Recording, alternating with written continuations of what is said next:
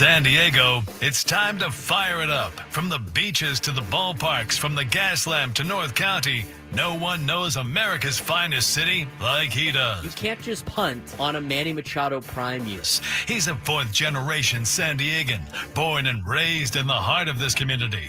Passionate, opinionated, and always bringing you the real talk on your teams, your city, and everything in between. Braden totally knows his stuff. He's ready for the next step. That guy is good. Live and local, it's the Braden Surprenant Show. But I think Braden's one of the up-and-coming young stars in the media game in San Diego. Now, here's your host, Braden Surprenant. What's up, San Diego? And happy Wednesday to everybody out there in America's finest city. I'm Braden Surprenant. This is the Braden Surprenant Show, live and local each and every day from 10 to 2 on San Diego's #1 sports station, 97.3 The Fan. He's Frank Marchese. Did not sit in traffic today. A lot better of a mood for Frank today. I will say, this week it's been like nobody on the road Monday, everybody on the road Tuesday, nobody on the road Wednesday, at least from my commute down to work, which is not a big one.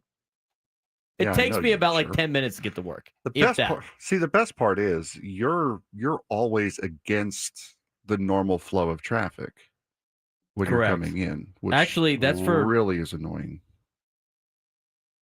for me, at least. That's kind of like the entire day for me. So I'm driving 15 south at good times, by the way. No envy here. And then I'm going 15 north to, I got to get to Cathedral. So I'm going opposite 805. I go up 805 north when everybody's going south. The only traffic I run into during the day is 56 east, back to 15 south. The 56 east gets backed up going home from Cathedral. Or if I have a USD event, I will get stuck in some type of traffic on the 163 down to Genesee. But that's only sometimes. Now, on the weekends, it's great. I don't have to worry about it. Weekdays, like tonight, I got USD women's soccer. They play St. Mary's tonight. I don't have to go from practice, though, because our practice is later. So I will just not be at practice because I have to work. Some of us got to work, Frank, you know.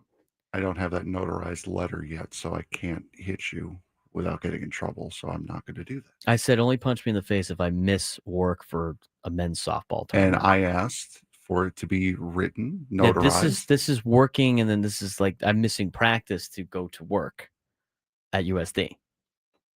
Women's soccer. You didn't sound too upset about it before, to be fair. No, not really. Not really. You know what? Know why? Because it's less stress of the day. If they would have made it at a different time again, like doing it back to back makes it more stressful because then I got to go from Scripps Ranch, Serra Mesa, Del Mar, Linda Vista. Or in this particular case, I don't have to go to Del Mar now. So I can just, I'm not driving all over San Diego in the super nutmobile, as my friends call it. So there's that. Yeah. What type of soccer are you putting on today? Champions League. Okay, Champions League. Good. You can give me updates then. You can give me updates, Lynn. All right, a couple of things I wanted to get into. A lot of people are talking about the Albert Pujols. We're going to fully dive into Albert Pujols today. Fully dive into the Albert Pujols potentially being the Padres manager. We're going to talk about that in just a little bit. Alden Gonzalez joined Gwynn Chris on Monday. A lot of good things about Albert Pujols to say. And my thing on the whole Albert Pujols situation, here's how I view this, okay? We have now come to a point with this Padres team and managers, and they've had a lot of different managers. They've had the veteran manager twice. The last two managers have been the veteran manager. One that had played in Major League Baseball and did okay. One that had never played professional baseball. Not that it really matters, but I'm going to get to that in a second. We have had the rookie managers in Jace Tingler and in Andy Green. And then we had, of course, Bud Black, kind of barely hanging on at the beginning part of this little stint of managers that the Padres have had. Plus, they had the interim guys and Dave Roberts and Pat Murphy, who are both in the NLCS. And, of course,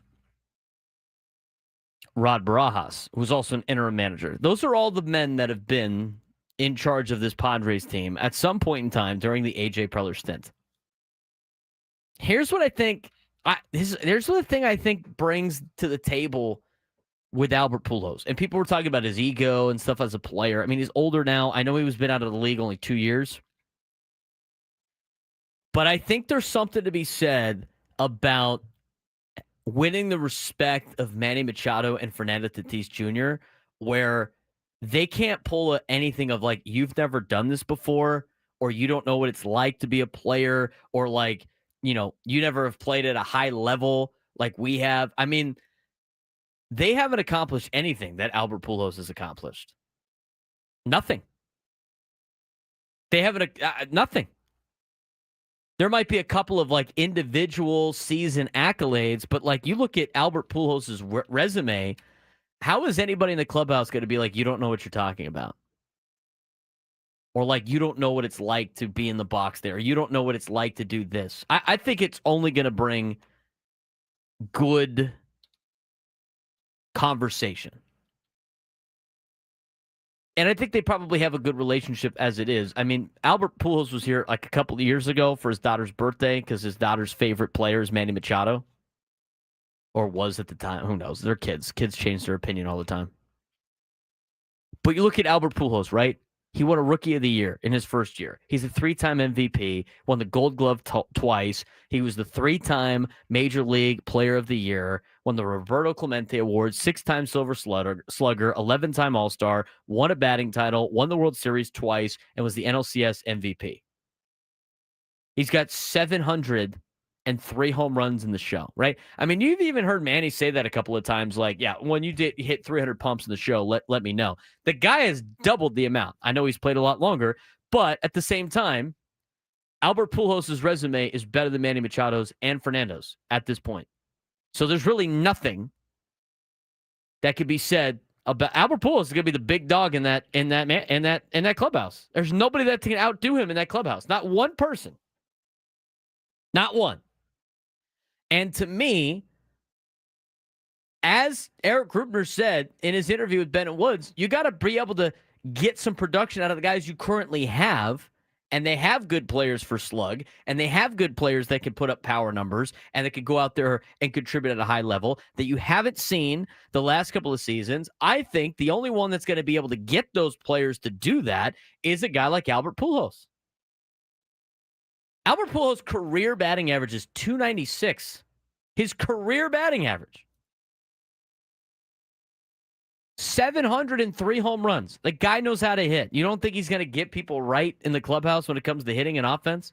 I know it's slightly different when it comes to a really good player trying to be a coach. But I'm telling you, you have to view this different than like regular X's and O's coaching or coaching you do at the high school or the college level where you're actually instructing.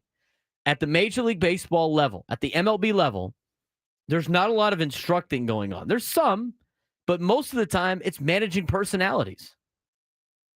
It's managing personalities.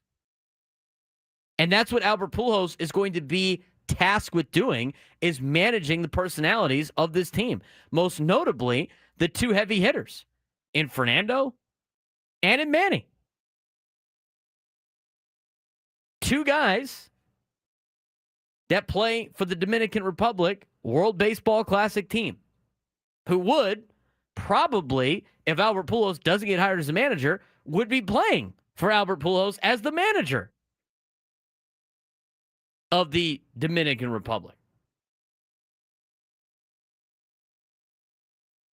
Just because he doesn't have the experience being a manager doesn't mean he doesn't command respect in that clubhouse. You've gone every other direction. The only thing you haven't hired yet is a really good player to be a manager. Might as well try that one out. And I think with a guy like Albert Pujols, and who knows what he would do to bring in a staff. Maybe it is Yadier Molina. Maybe they've had a conversation. Maybe that's why Yadi put up what he did on Instagram. This is about getting your players right. And the best way to do that, honestly, is by telling the players things from your experience. When I used to go through a slump, here's this. I mean, think about that from a perspective of like Fernando and his dad, right? How many times have we seen Junior go into a slump and have to wait until he talks to Senior before he gets out of said slump? And Fernando Tatis Sr. was a good ball player. He ain't Albert Pujols. This is why I think hiring Albert Pujols is the best person. This is the best guy for the job. Nobody's going to command more respect than him. Not one candidate is going to demand more respect than him. And here's the thing. I think, and you could look at other managers that are candidates, right? Like, I think it'd be a safe move to just hire Ruben Niebla. I think he would do a great job. That's why I have him as number 2. But I look at some of the other guys that could potentially be managers for the Padres. No disrespect for them. They ain't Albert Pujols. And I know you don't want to hire a manager just based on accolades that they did as a player because it's difference between coaching and playing. But right now, this team needs a guy like Albert Pujols. They don't need an instructional guy. They don't need a analytics guy. They don't need a, he knows how to push all the right buttons in the bullpen guy. They don't need that. In this day and age of Major League Baseball, the analytics department runs most of that stuff anyway. They need a guy that has been there and done that can lead this team and show leadership from a manager standpoint, because there's not a lot of leadership from the players. They collectively do their own things, right? And they have their little leadership committee, and that's all fine and nice. This is like having a Hall of Famer lead player on your team, so he's not playing. He's just managing the club. Nobody knows how to get out of things more than Albert Pujols, right? When he's in a slump or anything like that, he could speak from experience. And I'm not really worried about the middle guys of the roster or the guys that are just hanging on. I'm worried about the superstars. You invested the money in Manny Machado. You invested the money in Fernando Tatis Jr. Those two in particular are the ones that go high and low with their energy levels and everything like that. This is the guy that's going to get them right, in my opinion. In my opinion. I think Mike Schilt was a great manager. I think if he ran it back again this year and didn't retire, despite what some of the reports were about how he was and his managerial style with his coaching staff, the Padres probably are a playoff team next year, regardless. But you need to get a fire under the asses of Manny Machado and Fernando Tatis Jr. if you want to be a successful team. That is the money that you'd spent. Those guys need to get right. This is the candidate for it. He's interviewing with the Padres today. That's going to be the main focus. I mean, to me, he is the home run hire. The Angels have announced that they're going with Kurt Suzuki. The Giants, according to Bob Nightingale, you can say what you want about Bob Nightingale, because a lot of people are like, oh, well, Bob Nightingale, he just says the wrong things. He put out the San Francisco Giants are expected to make their managerial hire official within the next 20 minutes. Next 20 minutes. That is an interesting tweet that is the most interesting tweet I've ever seen. In the next 20 minutes, the Giants are going to announce their manager. What is that? Really? Is that not an odd tweet to you, Frank? That seems odd to me. What an odd, in about 20 minutes or so. And I think a countdown? Yeah. Well, I mean, when did he tweet that out? That's a good question. I got it sent to me right before the show started. He tweeted out at 9:57. We should be ready to go here. Yeah, I was just that they're probably waiting for the bottom of the hour. They're probably waiting for 10:30. Britt Garoli just stole his thunder. Oh, Tony Vitello. Well, yeah. Will be the next San Francisco Giants manager. I mean, the Athletic first reported he was their top guy after Nick Hundley dropped out last week. Who was that? Who was that took? Britt Garoli. He draws the foul. Bob Nightingale was all over it. Why'd you steal his thunder like that? That's on Britt, dude. Britt was waiting. Britt was lying in the weeds, waiting to pounce on Bob. Got you. Don't be dropping those 20 minutes. Phrasing. I'm going to get you on 19. Get your head out of the gutter, dude. It's too early for that. Can you stop? Foul on Frankfurt. Head in the gutter. He draws the foul. We'll let you know if we see any updates on the Albert Pujols. I mean, he's interviewing today. He could have already done it at 8 in the morning. It's already 10:15. Maybe he's doing it later. Maybe they're getting lunch. I don't know. He's supposedly interviewing for the Padres managerial job today. I think he's the guy for the Padres. And he's younger and more recent. And I'm telling you right now, coaching kids, okay, high school kids, they don't know older players. They don't even know. Most of the team I have, this is going to rock your mind. They don't even really know who LT was. They don't even know. I've never saw him play. Don't know anything about it, right? I believe that 100%. Are you kidding? Right. So like Adam Paul, like Don Mattingly can do what Albert Pujols can't. No, he can't because nobody on this team is going to know who Don Mattingly is. Did you see? Nor are they going to care. Did you see the Open for the NBA on NBC last night? They asked a bunch of current players what was their best memories of the NBA on NBC in the 90s. Half of them didn't even know, weren't even born in the 90s. No, I was born in 95. I'm 30. So I'd be old in the NBA. The only one that can really answer that question is LeBron. But yeah, they're not going to know who Don Mattingly is, nor are they going to care. Albert Pujols? Oh, I know who that is. I asked, like, it's funny, like, I asked the kids that I coach about, like, running. They think, like, Marshawn Lynch is, like, the greatest running back to ever live. I'm like, bro, what? Go watch LaDainian Tomlinson. I don't know. Why don't you go watch Emmitt Smith? And then after you watch all of those, watch the best running back that ever lived and Barry Sanders. And then come back to me and tell me that Barry Sanders is not better than Marshawn Lynch. Go ahead. Try to do it. I'm telling you. They're not going to be able to do it. This is the best guy. Yes, Dane, we did say that. I like Tony Vitello. I don't know how he's going to do at the major league level. To me, like him being him managing a bunch of college kids and having like unlimited resources have made him very good. I don't know how he's going to do managing a Major League Baseball team. I'll tell you what, he's fiery though. You're going to see him yell at the umpires a lot. I think he's the first ever manager now officially that is coming straight from college to the pros without having like an on-staff coaching role first. I think he's the first manager to go from manager to straight to manager. I mean, Macias was that guy, just not as a manager. I mean, he went from Vanderbilt to the Padres. It's such a different game at the college level than it is in the pro level. Based on, my experience of having to watch college baseball, it's just a different game. Glad Posey made the move. Guaranteed success since they won the 2025 trade deadline. It's true. And Tennessee won the national championship in baseball 2 years ago. They're on to something up there in San Francisco. That guy probably is almost taking a pay cut to be the manager of the Giants. That's how much money he was making in Tennessee. Because he was making like $3 to $4 million. He was making more than most managers in Major League Baseball. Tony Vitello. I did watch the NBA last night, Frank. I will talk about that. The production by NBC, top notch. I have to say, top notch. They just felt like playoff games, and it was game one of the season. Game one of a completely meaningless regular season. Correct, because 16 teams make the playoffs, and none of them play until the postseason anyway. And it seemed like a playoff game, though. Maybe it was just because it was the opening game. But I watched both the Thunder and Rockets and the Warriors and the Lakers. I tell you what, it was Mike Tirico on the basketball call. Money. They made it seem like a big deal. It felt like Sunday Night Football. You know what? I might have to tune into the NBC broadcast of the NBA this year. We have the music, don't we? All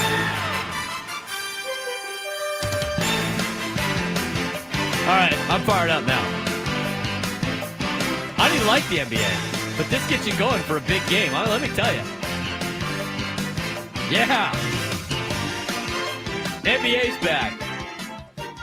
Don't care about the NBA at all. You put this song on for an opening broadcast, guess who's tuned in? This guy. I'll watch any of those NBA games on NBC. I will not do it on Peacock. I'm not purchasing Peacock, but I will do it on NBC. And Mike Tirico. Are you kidding me? That was money. We'll talk more about that later on the show. Let's get back to Albert Pujols when we come back. He's interviewing for the Padres managerial job today. We'll discuss a little bit further and what Alden Gonzalez said on Gwynn and Chris earlier this week. We'll replay for you as we continue on the Braden Surprenant Show, San Diego's #1 sports station, 97 through the Fan.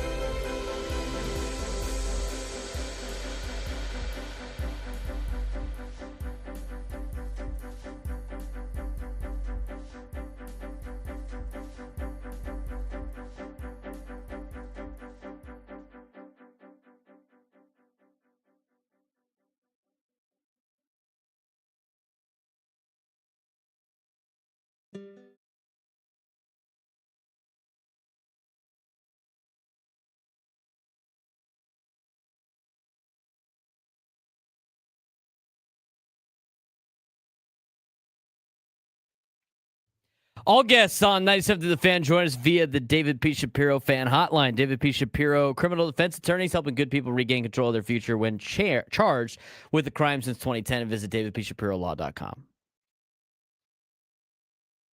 I know we had like a new copy of that. Was that because Ben accidentally said criminal charges for Grupner before he like brought him in because he was joining on the hotline and it was like a flub? What? Yeah, that sucks. I was getting all these texts about it. I'm like, what? Poor Ben. Nice. Because it was like, I was like, oh, no wonder we have a new copy. No, he's not. He doesn't have any criminal charges. Ben, flub some more of these liners so they get shorter. There's no reason to read an essay every single time we're trying to promote something. I don't understand why the Toyota of Poway liner has the same thing twice in a row. What? You haven't noticed that? No. Here's the Toyota of Poway liner because we do it once an hour. It's brought to you by Toyota of Poway, voted San Diego's #1 Toyota dealer by USA Today. Toyota of Poway has been voted San Diego's #1 Toyota dealer by USA Today. Back to back. But that's how the copy is. It's not your fault, but that's how the copy is. Why is the copy like that? Why say it twice? Well, we're not going to say it twice anymore. Ben pulling a real Ron Burgundy. I'm Ron Burgundy.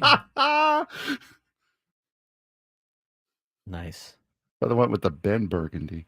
Ben Burgundy. Wow. Okay, well. All right, so now the Toyota Poway liner's been fixed. But the thing is, it's like do you have the, do you have the jurisdiction on that? Are you allowed to do that? Do you have the free range to If edit it's copies? the same sentence back to Maybe back. they want it back to back.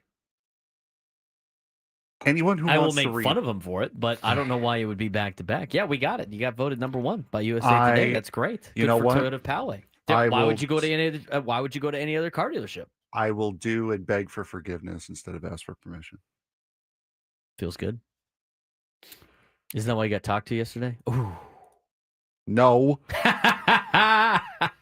You know, because you had the same conversation. That's right.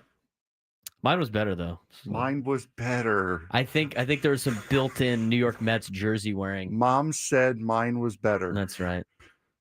How about that? Real quick on the NBA last night. I actually enjoyed watching the game last night on the broadcast. I thought the broadcast last night was great.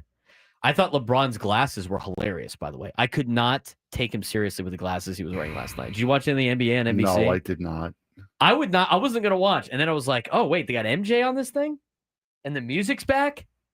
It's on NBC? I was like, I got to watch this. I saw the Open because everyone posted the Open. But I did not see. Because I got home from practice and it was already like the fourth quarter. I think there was like 6 minutes left in the game. It's on awful announcing. It's fantastic. The opening is fantastic. I just love the music. I thought the production was great, though. I mean, the production was so good as a broadcast that it made me want to watch more NBA games. It was so much better than ESPN and all the other entities that have broadcasted the NBA. Speaking of which, I forgot to change that. I was so preoccupied with getting the soccer on. Yeah, you supported the mouse for a whole 28 minutes right there. Yeah, well, now can't do that either because, a replay of the Kings Blues game is blacked out on NHL networks. That's cool. I don't mind Good Morning Football, so. Oh, there you go. Maybe you should put the Good Morning Football on that TV so I can see it and you can watch the soccer. I tried to do that yesterday, but we are work. apparently not signed into our Samsung account on the TV in front of me. I don't think it's our account. I think it's Tony Gwynn Jr.'s account. You can thank him then. Samsung account, not the Paramount. The Paramount account is mine. Mm-hmm. It's the Samsung account that we need to be able to download apps onto the TV across from me and not the TV across from you. How many people are Lakers fans? Like, really? I know Tony is. I know there's a lot of people in San Diego that are Laker fans. They've always been Laker fans because we never had a team for a long period of time. They couldn't hit a 3 last night to save their life. Seems like the stereotypical Lakers. I was a little of the very little. Marcus Smart had 4 fouls in the first 5 minutes of the game. He chucked Steph Curry to the ground. Of the very little bit that I saw last night, my critique is such a nitpicky critique. I wish they would have had like the old style in the lower right corner score bug. That always looked so clean. Somebody and now with it said being that. in the middle, I mean, it looks good. It looks fine. But the nostalgia of that lower right clean score bug, that's just too good to not have. Yeah, it was. I thought the production was good. I mean, I'm not going to tell you the X's and O's of the basketball game last night, but I tell you what, it was pretty good production on the NBA. I mean, I sat through both games, watched them both. Didn't have any baseball to watch. I guess I could have watched West Kentucky, Louisiana Tech, and some college football on a Tuesday night. The other game was better. I forget what the other game was. That targeting but it call was in the Louisiana close. Tech game was a joke, by the way. Absolute joke. Targeting in general is a joke. Every time new rule. I want to hear this. I want a rule here. Every time you call a targeting penalty and you kick a kid out of a game, I want the ref to firmly and directly explain the proper technique of what the kid was supposed to do instead. I want him to demonstrate for us how he was expecting the kid to make the tackle, because a lot of the times there is none. There's no like, well, he should have just not hit him that hard. Oh, you definitely should have been watching the other game. I just cannot. I cannot fathom targeting. It is the dumbest penalty in all of sports. It is the dumbest penalty. It was Kennesaw State versus Florida Worldwide. Florida Worldwide was in the Miami. Oh, the Miami Vice. I too. was sent that multiple times. And the field, I love the Miami Vice look for Florida Worldwide. Watching on my fridge, good point. I watched basketball and still Steph Curry had 1 point. # price picks. That's basically what the NBA is for. Did you see what one parlay for a guy That Toronto guy? Yes. He put $93 down. Put 90 for the Eagles to win the NFC Championship game. To make the Super Bowl. For the Maple Leafs to win the conference. To win the Atlantic Division. Just win the division. Yes, win the division. For the Blue Jays to win the American League Championship Series, which, by the way, was the highest odds. And then what was the other one that he had? For Team Canada to win the Four Nations. For Team Canada to win the Four Nations face-off. And when they win Game 7, he won $130,000. He won $103,000. He won $100,314, and don't you dare forget about those 64 cents. That's before taxes, though. I wonder what the taxes are like in Canada for that. I wonder if he's even going to get paid, because FanDuel and DraftKings have a long history of, when people win big like that, trying to finagle their way out of paying said payoff. So I wonder if he gets that money at all. I don't know. It was like one of those FanDuel bets, right? Those are usually like immediate cash out. Now, how he's going to get the money via checks or direct deposit might be crazy. It'll show that it cashed out, but there have been people that have sued both companies because when they try to redeem their cash out, they go, "Oh no, it was a mistake. You shouldn't have gotten that much." So no, it was like a false bet. Change the odds on it. Exactly. That's why you don't make bets. Exactly. Why you don't make bets. All right. The house always wins. The house will always win, even in sports betting, apparently. Let's talk about Albert Pujols when we come back. Alden Gonzalez had some clips that we want to break down from Gwynn and Chris on Monday. What type of manager could Albert Pujols be? How strong is the Manny Machado-Fernando Tatis Jr. connection? And how important is that for hiring a new manager? We'll discuss when we come back on the Braden Surprenant Show. San Diego's #1 sports station, 97 through the Fan.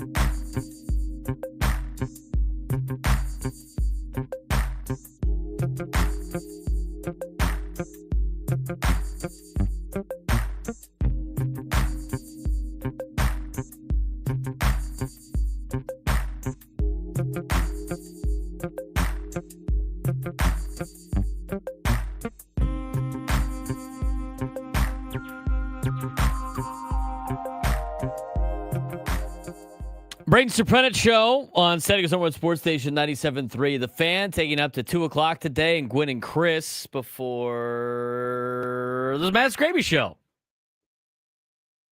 Matt Scraby show. Take a dive in the Scrabistan. What else do they call that place? What do they call them? What do they call it? The Chronicles? The Scraby Chronicles? I believe so, yes. I want to know when he's going to bring you in as a guest host on a gripe. Bring me? Oh, we go back to last off season. I know, but when are they going to bring you in again? Every Wednesday. I have no idea. We need a celebrity gripe. Actually, that'd be kind of a fun segment on Scraby's show. Like once a week, have the celebrity gripe, where like somebody different from all our shows comes in and just bitches about something. I'd be down for that. I got tons of things to bitch about. Let me just get this off my chest. It could be like the therapy session with Scrape. I'm just saying. It's not a bad idea. We'll start at 6 o'clock today. No preemption, nothing. I mean, we got Thursday Night Football tomorrow. People in the YouTube chat talking about how cheap of a ticket you can get to the Chargers-Vikings game on Thursday. Cool. LA, dude. They're locked into the Dodgers, man. Care about the Chargers. Is the San Diego kid going to lead the charge against the team that bolted out of San Diego? Maybe. Ha! Maybe. I see what you did there. Some of us are creative. That was funny. You know what grinds my gears? Clay in the South Bay. Scraby has plenty of gripes. I mean, he's able to just keep that thing going almost every day. I mean, let's be honest here. I think it'd be pretty easy for any of us to keep that segment going. Yeah, I firmly believe that. Okay, let's talk about Albert Pujols. Getting back on track. Okay, we're going to talk about some of these questions here in a second, but I do want to hear from Alden Gonzalez, who was on Gwynn and Chris on Monday, to kind of refocus since Albert Pujols is interviewing for the Padres managerial job today. I don't know what time. They could have already done it. He could still be doing it. He could start at noon. I don't know when the time is, but he apparently is in town interviewing for the Padres managerial job. What has Alden Gonzalez heard about Albert Pujols and specifically the San Diego Padres? This again is from Monday. Here is what Alden Gonzalez said on Gwynn and Chris. Yeah, there are a lot of managerial openings this offseason, and Albert Pujols has been a pretty prime figure in this. We thought for a while that he was the front runner to get the Angels job, and it looks like that's just not going to happen. They've stopped talking. There's been a breakdown in terms of compensation, but maybe also in philosophy and what they want to do or what their visions are. At this point, that's not going to happen, and they've extended their search out to other people. And yeah, Albert Pujols is going to interview with the Padres on Wednesday. He's also drawn interest from the Orioles, though there's no interview scheduled there. And as it relates to the Padres specifically, look, as soon as the news came out that Mike Schill was retiring from his position, Albert Pujols was somebody who was, pointed out to by a lot of people in the industry about, hey, somebody who might be a fit for a role like this. Obviously, like the two key guys in that clubhouse, Manny Machado and Fernando Tatis Jr., they would probably vouch for him as manager. Now, how far will that ultimately take him? I don't know. But, the fact that he's going to sit down and interview, I think, to me, the bigger thing here, whether or not he gets this job, whether or not he gets the Orioles job or some other job this offseason, it's pretty clear that Albert Pujols is being looked at as a serious managerial candidate. Even though he's outside of a stint in winter ball, he hasn't really done this before. I think it's pretty clear at this point that at some point, whether it's this offseason or another one, he's going to manage in the big leagues. I think he is for sure. I think eventually he's going to get an opportunity to manage in the big leagues. I Whether or heard not it's with the Padres is different. I heard something very interesting in that. What That was there it? was a breakdown in communication between the Angels and Pujols, Mhm. and a breakdown in compensation. Correct. This is a guy who, before Mike Trout came in, made your franchise relevant, and you couldn't break the bank to pay this guy to bring him back home. Maybe a What are you disagreement on doing? philosophy too. This is why when you said like I don't know, he's more likely to get the Angels job. I was like, no, because they're incompetent. Yeah, The Angels that are proves it right incompetent. there. They are incompetent. They are cheap.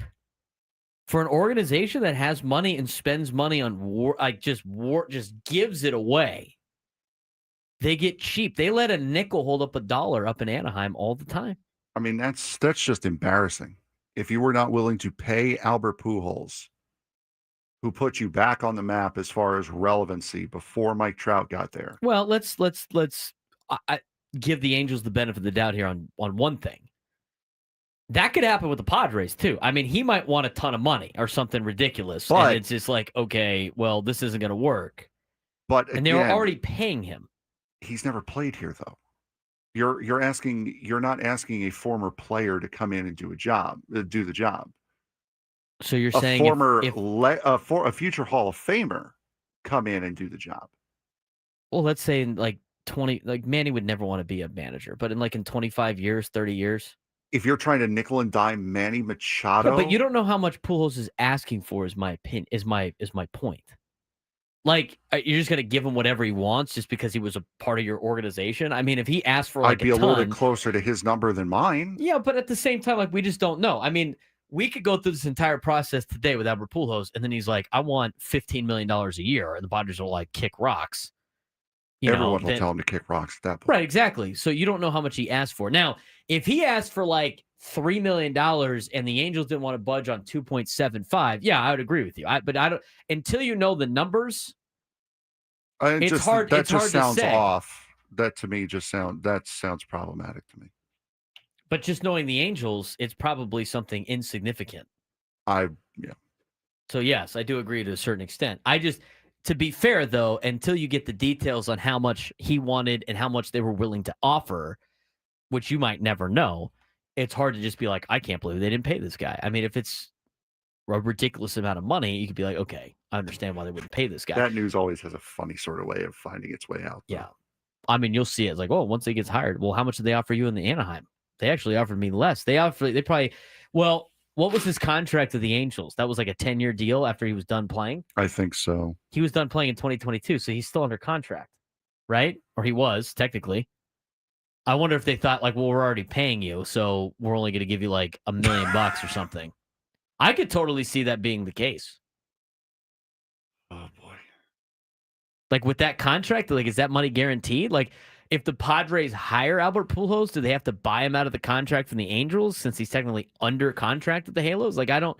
That's an interesting gray area that I haven't really heard about yet, and I'm sure it'll come out closer to Pujols being hired as a manager for any team because of this whole weird part of his deal where he had to spend the next 10 years as a whatever it's called. What is he, an advisor or something, or like I believe so, some sort of ambassador for the team.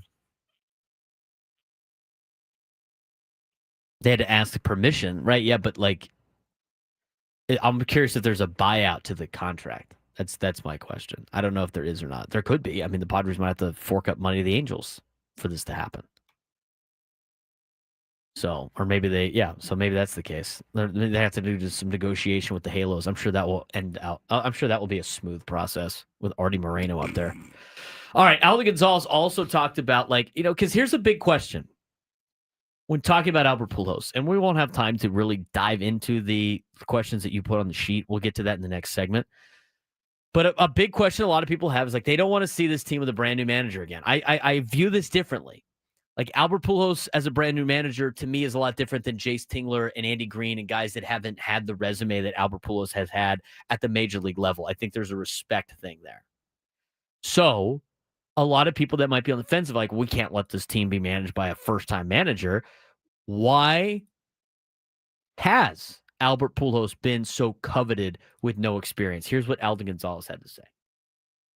Yeah, it's a fair question. I think number one, Albert Pujols has always been somebody as a player who was revered by other players, and I think that carries a long way. And I think Albert also was known as somebody throughout his career who was a very intelligent baseball player, somebody who was very instinctual, somebody who knew how to navigate a game. I think that the combination of those two things go a long way with him. But also, I do think that what he did in winter ball opened up some eyes. Tony, I'm not sure if you ever played in winter ball. I apologize for not knowing that, but not in the Dominican. Okay. No. That is an insane atmosphere. These people there are baseball crazy in the Dominican. You go through like a 3-game losing streak and people want you fired. Okay. Like that. You talk about like the pressure cooker.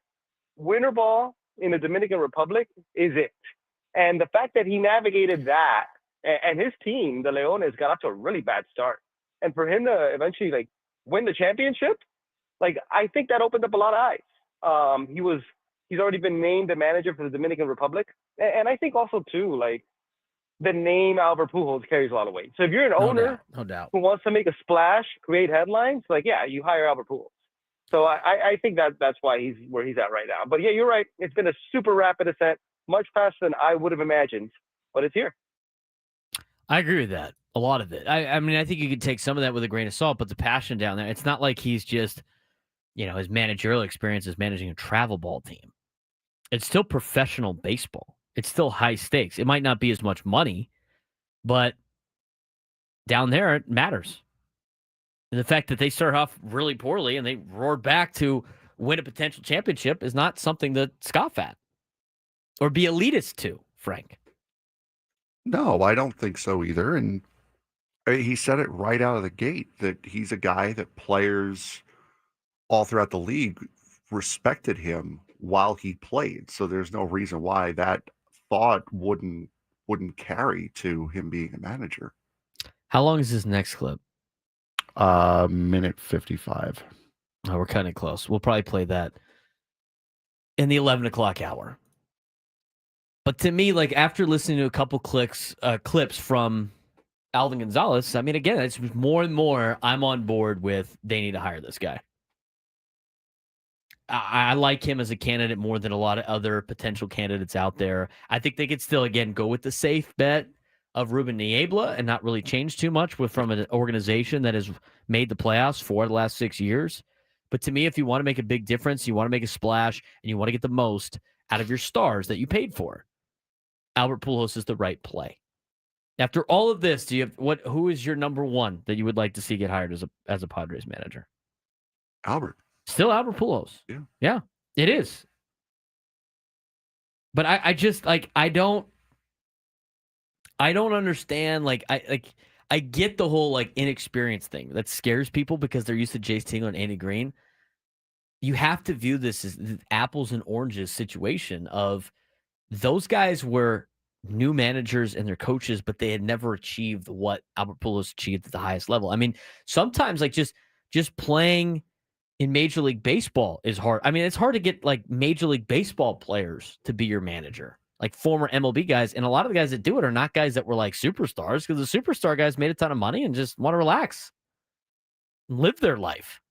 But you have an opportunity for a guy that really wants to be a manager in Major League Baseball. A guy loves the sport, made a ton of money. He's going to be a first ballot Hall of Famer, and he wants to manage your club.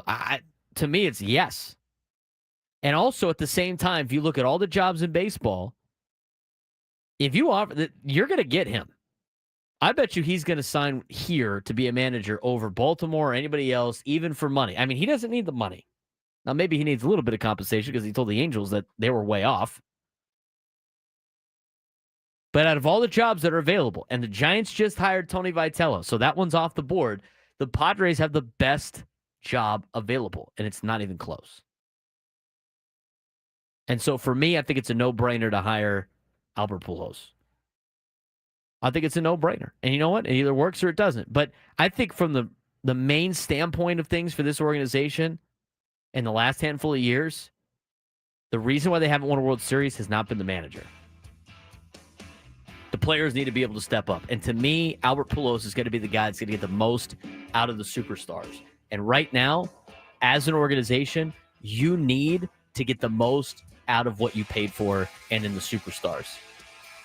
That's what hurt you throughout most of the season. When we come back, we got one more clip to play about Albert Pujols. We'll talk a little bit more about it and get your phone calls on what you think about Pujols being the Padres manager. Maybe. Hey, it's Ben and Woods. Sometimes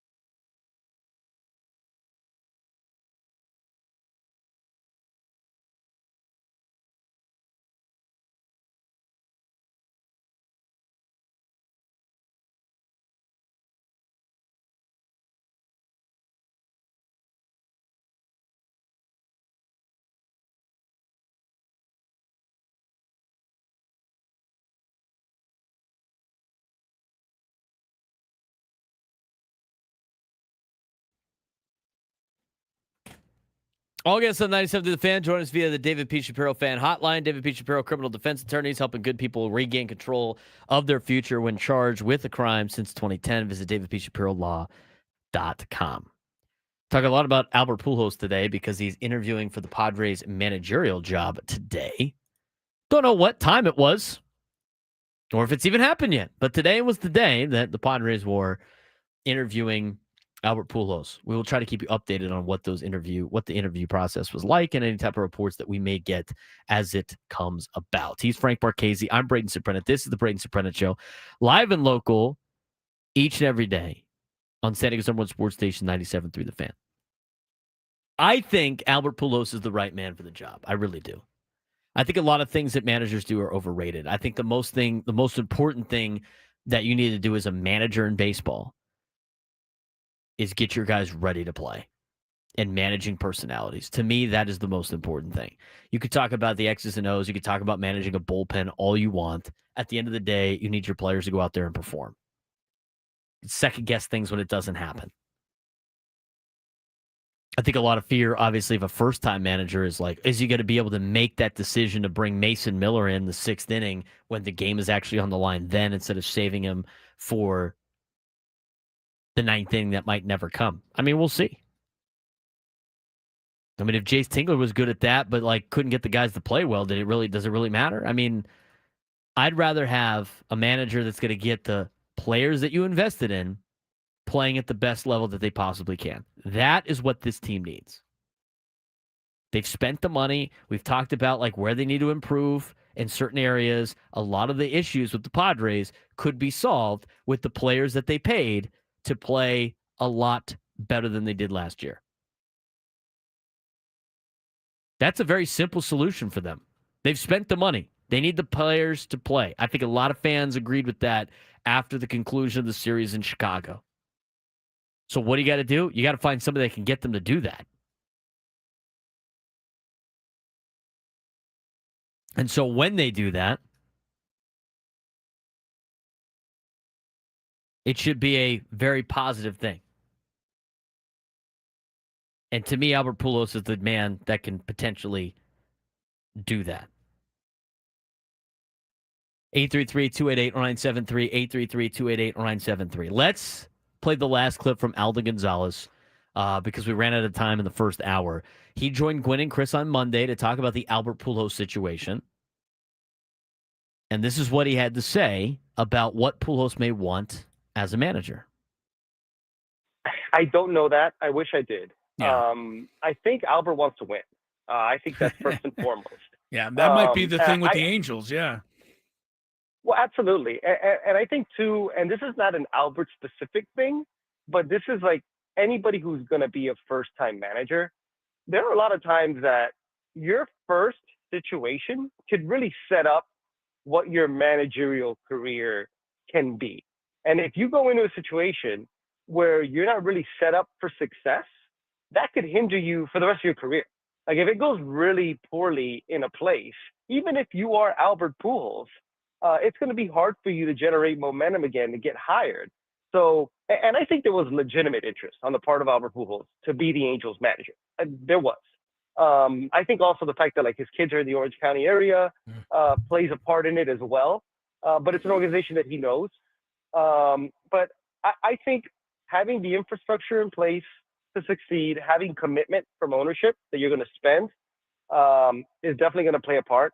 And honestly, as somebody like Albert, who I would imagine is a little bit more old school in how he approaches the game, I think having autonomy, or at least as much autonomy as you can get in today's game, in terms of what goes on in a game, setting your lineup, bullpen decisions, all that stuff, I think that will go a long way too. And having said that, I think that would be an advantage for the Padres. And Tony, you could speak to this, but from what I've heard from people who have worked there, one thing about the Padres is if you're a manager, they give you leeway.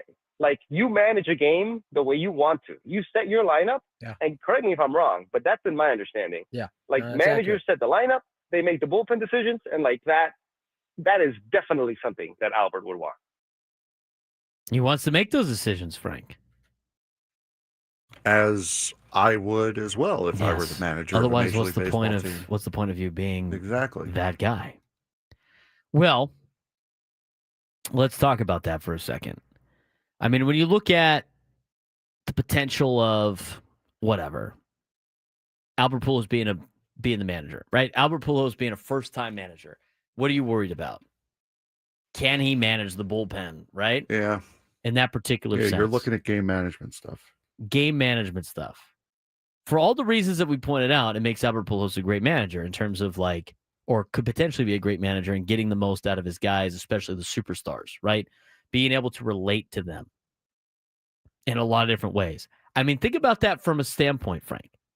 There are not a lot of players or people on this planet that can relate to the superstars on this baseball team. Where they came from, what they came from, what their expectations are, what people's expectations are of them, what the Padres organization expectations are of them. I mean, there's not a lot of that. How many people can say they know exactly what it's like being like Manny Machado? Not a lot. You know who can say that? Albert Pujols. Albert Pujols can do that.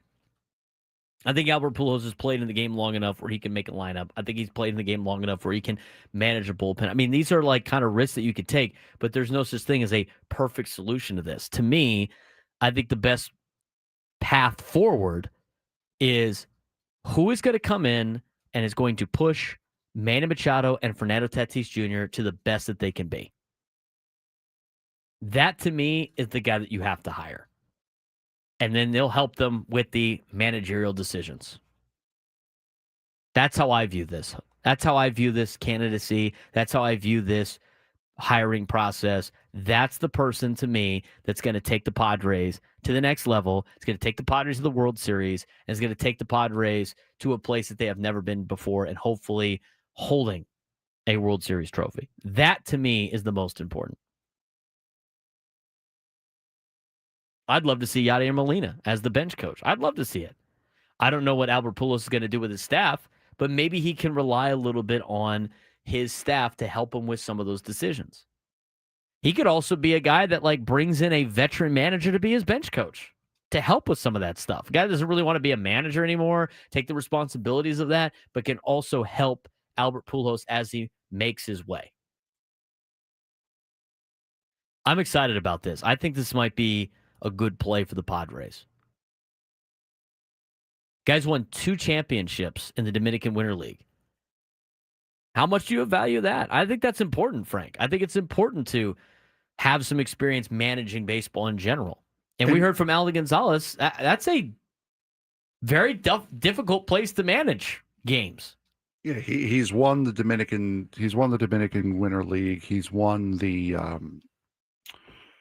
Caribbean League in just 1 year. Now, I put this on our sheet here. I wonder how much of a hindrance him locking himself in as the manager for the Dominican Republic team this offseason in the World Baseball Classic. He did it in last year's WBC, had a solid run, so he has managed some of these players before already. But he's already committed to being the manager for the Dominican Republic for the 2026 WBC. So how much does that also affect and add questions to possibly him getting not just the Padres managerial job, but any managerial job? Because it's kind of hard to build continuity as the manager if you're going to be gone for pretty much the entirety of spring training. Well, he said if he gets hired as a manager, he's not going to manage the Dominican. Well, that's good then. That's fair. Yeah, he said that already. So you don't have to worry about that. That would be a problem, though. But at the same time, here's the other thing, too. He's going to be building continuity. This Padres team's got a lot of guys that's going to play for their countries. Yes. Manny Machado, I don't know if they have announced. I mean, we haven't seen the announcements yet for the WBC, but I tell you what, they wouldn't have started building teams just yet. But they've had guys announced. There's been a handful of Americans that have already said they want to play on the team. They want to play. It doesn't mean they've officially locked themselves in. Yeah, but they're high-level guys that if they I understand. want to, they will make the team. No, I understand. Right. So and I don't know. I'm just saying there's no official rosters yet. Well, yeah, That's you're all not I'm going to saying. know that until the springtime. But when Xander Bogaerts goes, I'm playing for the Dutch. He's playing for the Dutch. He will be on the team. It's just whether or not he wants to play again. I bet you he does. He's going to play for the Netherlands. He always does. I bet you're going to see Manny Machado playing for the Dominican. I'm curious to see if Fernando plays for the Dominican, to be honest with you. Because he hasn't been able, he was suspended the last time. He wasn't able to play for them. He can now. I would imagine he probably wants to. I'd be more surprised if he didn't, honestly. Is Jackson Merrill going to play for Team USA? I'd love to see it. I think so. I'd love to see it. Who else would be in the center field? I mean, well, it's just a bunch of. I mean, the American team's always different because they don't get a lot of guys that. But I think more want to play now when you got guys like Mike Trout that say I'm in and stuff like that. I mean, if you look at the Padres roster, there's a handful of those guys that. Yeah, I mean, it's your opportunity to do like what the NBA does, where you play on a super team and you play for your country too. You have your country on your country on your chest. Which, I mean, this is the only opportunity that you have to do that. They would move. Brandon brings up a good point with Pete Crow Armstrong, but I would say they would move Judge to right, if anything. Yeah, I don't think Judge is going to play center on that team. But you got a lot of players that are from a lot of different. Like, you're not going to worry about Robert Suarez. Like, is Adrian Morejon playing for Cuba? Is he going to pitch for Cuba? Anytime, especially we saw it with hockey, and that's what made the Four Nations tournament so successful this year. Anytime you get that rare opportunity to play for your country instead of your team, players are gonna take it, and they're going to treat it as if it is the World Series. You play differently for your country than you do for your team. I hope Adrian said no. I don't really want to see a lot of pitchers out there. If I have to see a pitcher, though, a bullpen guy is not the worst because he doesn't have to throw a lot. But, like, you start going down the list of guys that are on, like, Nick Pivetta, is he pitching for Canada? Is he going to play for Canada? I mean, you have the possibility of missing a handful of players. Wandy Peralta, Randy Vasquez, part of our Dominican players. Fernando Tatis Jr., Dominican player. I mean, Manny Machado is born in the United States, but he always plays for the Dominican. Who else? Like Ramon Laureano. That's another guy that could play for the Dominican. Freddie Fermin going to play for Venezuela. So, I mean, there's a lot of guys that they might be missing coming up in the springtime. But overall, again, the more we get updates on Albert Pujols, the more we will pass them along on this particular interview today. He's Frank Marchese. I'm Braden Surprenant. This is the Braden Surprenant Show. And when we come back, we'll take your phone calls. What do you think about Albert Pujols potentially being the Padres manager? We'll talk about it. Get your phone calls, 833-288-0973, 833-288-0973 on the back end. And Aztecs football, 6 games in. How do we evaluate them before they get to the Battle of the Oil Can? Old oil can this weekend. Talk some Aztec football this hour, too. Braden Surprenant Show, standing as number sports station 97 through the Fan.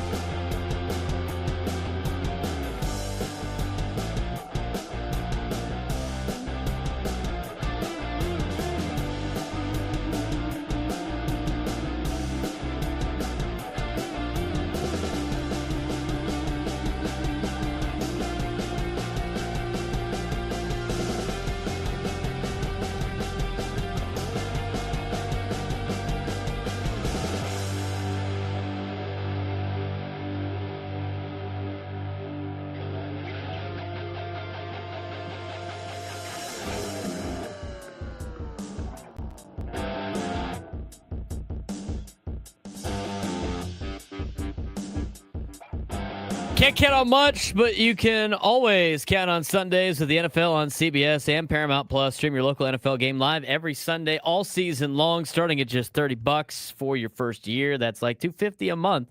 Visit ParamountPlus.com/NFL to get started today. All right. 833-288-0973. 833-288-0973.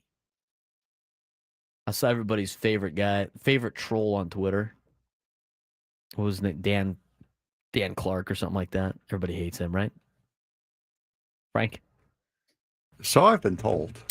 He had a tweet last night that had me LOLing. That's cool. I was laughing. LOL out loud. I physically laughed out loud. I gotta go look it up. I thought it was so funny. It was such a troll. I mean, you have to learn to laugh at yourself sometimes. So he put out, where is it? Yeah, here it is. Come on. I know we don't like this guy. This is kind of diabolical. You ready for this? Go ahead. Just walked into the lids. Tagged lids in it. Oh, yes. I saw this. Just walked into the lids at Fashion Valley. He has to put San Diego in there. They have sold out of Blue Jays hats. Not only did he tweet that, he then retweeted the tweet. he retweeted his own tweet. Hold on. So, oh man. So hold on. The original tweet, he retweeted his original tweet at the same exact time that he tweeted it. He didn't get the engagement he thought he's going to get. He's like, "Are you sure it's funny?" No. The original tweet was at 3:42 p.m. Mm-hmm. The retweet is at 3:42 p.m. So he just insta retweeted.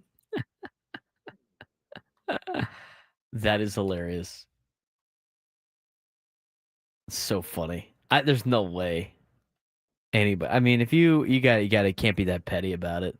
What inspired me was Brandon in the chat's like, speaking of countries, I'm rooting for Canada in the World Series. I think everybody in baseball is rooting for Canada in the World Series. Toronto Blue Jays, America's You want to bring team. Canada and the United States together? Have Toronto play the Dodgers. All united now. Forget about the Four Nations face-off. We're all together now. Toronto, America's team. America's team, Toronto Blue Jays. Absolutely. By the way, I'm seeing this on Twitter right now. Tomorrow, not just tomorrow, but tomorrow and Friday, you are not going to get Ben and Woods tomorrow and Friday. Right. Yeah, they're on vacation. From 6 to 8 a.m., you are going to get the best of Ben and Woods. Mm-hmm. And then from 8 to 10 in the morning, off-season Sammy, we get Sam Levitt. Wow. Is he going to talk about Arizona State football? He kind of has to at this point. I mean, he has to. He has to pay off the bit. I want to hear Sam's take on everything but Padres. I need a full college football segment. I need his take on the NBA. I need his take on the NFL. He was big on the NBA during the playoffs this past year. As he usually is, but I want to be able to hear all that. What press conference do you want to hear tomorrow? He wants to hear that they're hiring Albert Pujols. That's what he wants to hear. Oh. Let's get the opinions of the fans on Albert Pujols. 833-288-0973, 833-288-0973. Starting off with our guy, Rod. Rod in San Diego, what's going on, brother? What's for lunch today, big dog? Yo. Hey, let me get my shout-outs to the chat fam right away. Let me get that out of the way, Braden. Shout-out to the chat fam. And good morning to both of you, Braden and Frank. For lunch, I just picked up some tacos del gordo, driving back to the office. And, just got the haircut, too. So looking mighty fresh, I might say. And I'm ready to talk about Mr. Pujols and what he's going to bring to the dugout there for us. So instant credibility, player buy-in right away, his strategic expertise in high-pressure situation, and then for the Padres and for the city, cultural and marketing boost. It's going to be huge, man. And then I hope he could bring Yachty into the bench coach position with the Padres, and it's going to be a good little click in there, man. It's gonna really raise some eyebrows all over Major League Baseball, and it'll be a good thing. and I'll listen off the air, man. But love the show, guys, and thanks for having me on. I appreciate it, Rod. Before you hang up, dude, I got a question for you. Go for it. I thought you asked Nate about lunch today going to Phil's at 11. Did he not show up, and now you had to go to Tacos El Gordo? What's going on, man? People in the chat want to know. Priority was haircut, and I gotta switch that up. I gotta switch up that date for Friday. So Nate, if you're listening, let's do Friday, bro. Well, you better hope that he goes Friday, because Gonzo right now is like, "Hey, Nate, want to go to Phil's right now? Hey, you might lose out on your Phil's date there, big dog." I might, man. Good talking to you guys. Good talking to you, Rod. Have a good day, brother. Love having Rod on, dude. It's great. Well said, Rod. We got people jumping in the chat just because they heard Rod. I love it. I think our team meal on Thursday is Phil's barbecue, by the way. So I'll be having it on Thursday. I got to see Rod's new haircut. Nate crying into his cheesesteak right now. All right, let's get to Wayne in San Diego. Wayne, what do you think about Albert Pujols maybe being the Padres manager? Idea. I personally think that he'd have a great relationship with Fernando and Manny, and they've played with him before, and I think they're really good friends, actually, from what I understand. And also, doesn't Albert come from the Cardinals organization? You know, they has the same kind of philosophies that Mike Schilt has, and I think that would be pretty sound, because I like the way Mike Schilt managed the Padres for the last couple years as well. I think that's pretty good, and I think, like you were saying, that Albert would probably really help out maybe a little bit more clutch situations with our stars. You know, giving them more confidence. Hey, guys, go out there and do this. You know, I mean, I think it'd be a great idea. I think it's a great idea. The only thing I'm worried about is I don't want us to lose Ruben Niebla to another team. You know, he might become a manager of another club. Right, he could. I mean, he could potentially be a manager in another club. But, I mean, if he wants to be a manager, you can't hold him back because he's such a good pitching coach. Sometimes you got to let these guys, especially in the coaching world, you know, grow. And they'd be like, hey, you know what? Good for you. Best of luck. And this is a great opportunity for Ruben if that's the case. So, you know, don't want to lose him as a pitching coach. They didn't want to lose Darren Balsley as a pitching coach. You found another one, Ruben Niebla. And he's a great a great pitching coach. And, you know, maybe he'll stay a pitching coach here in San Diego if he doesn't want to be a manager. It's an interesting topic of conversation. But to me, hiring a manager for that's best for your team, you can't be not wanting to do it because you don't want to lose your pitching coach. You have to start from the top and start working your way in and filling out the rest of that coaching staff before you can start thinking about filling out that roster. And it's going to be interesting to see what they decide to do. And we're waiting for updates of what has been going on and maybe this interview with Albert Pujols, interviewing for the managerial job. When we come back, again, we'll continue to take your phone calls if you want to weigh in on whether or not you think Albert Pujols is the good fit for the Padres managerial job. But when we come back, we'll talk about the Aztecs a little bit. Aztec football continue to roll. Lost a little momentum last week because they had a bye. They got a big rivalry game coming up at Fresno State on Saturday. We'll talk more about that and kind of evaluate how the first half of the season has gone for the Aztecs when we come back on San Diego's #1 sports station, 97.3 The Fan.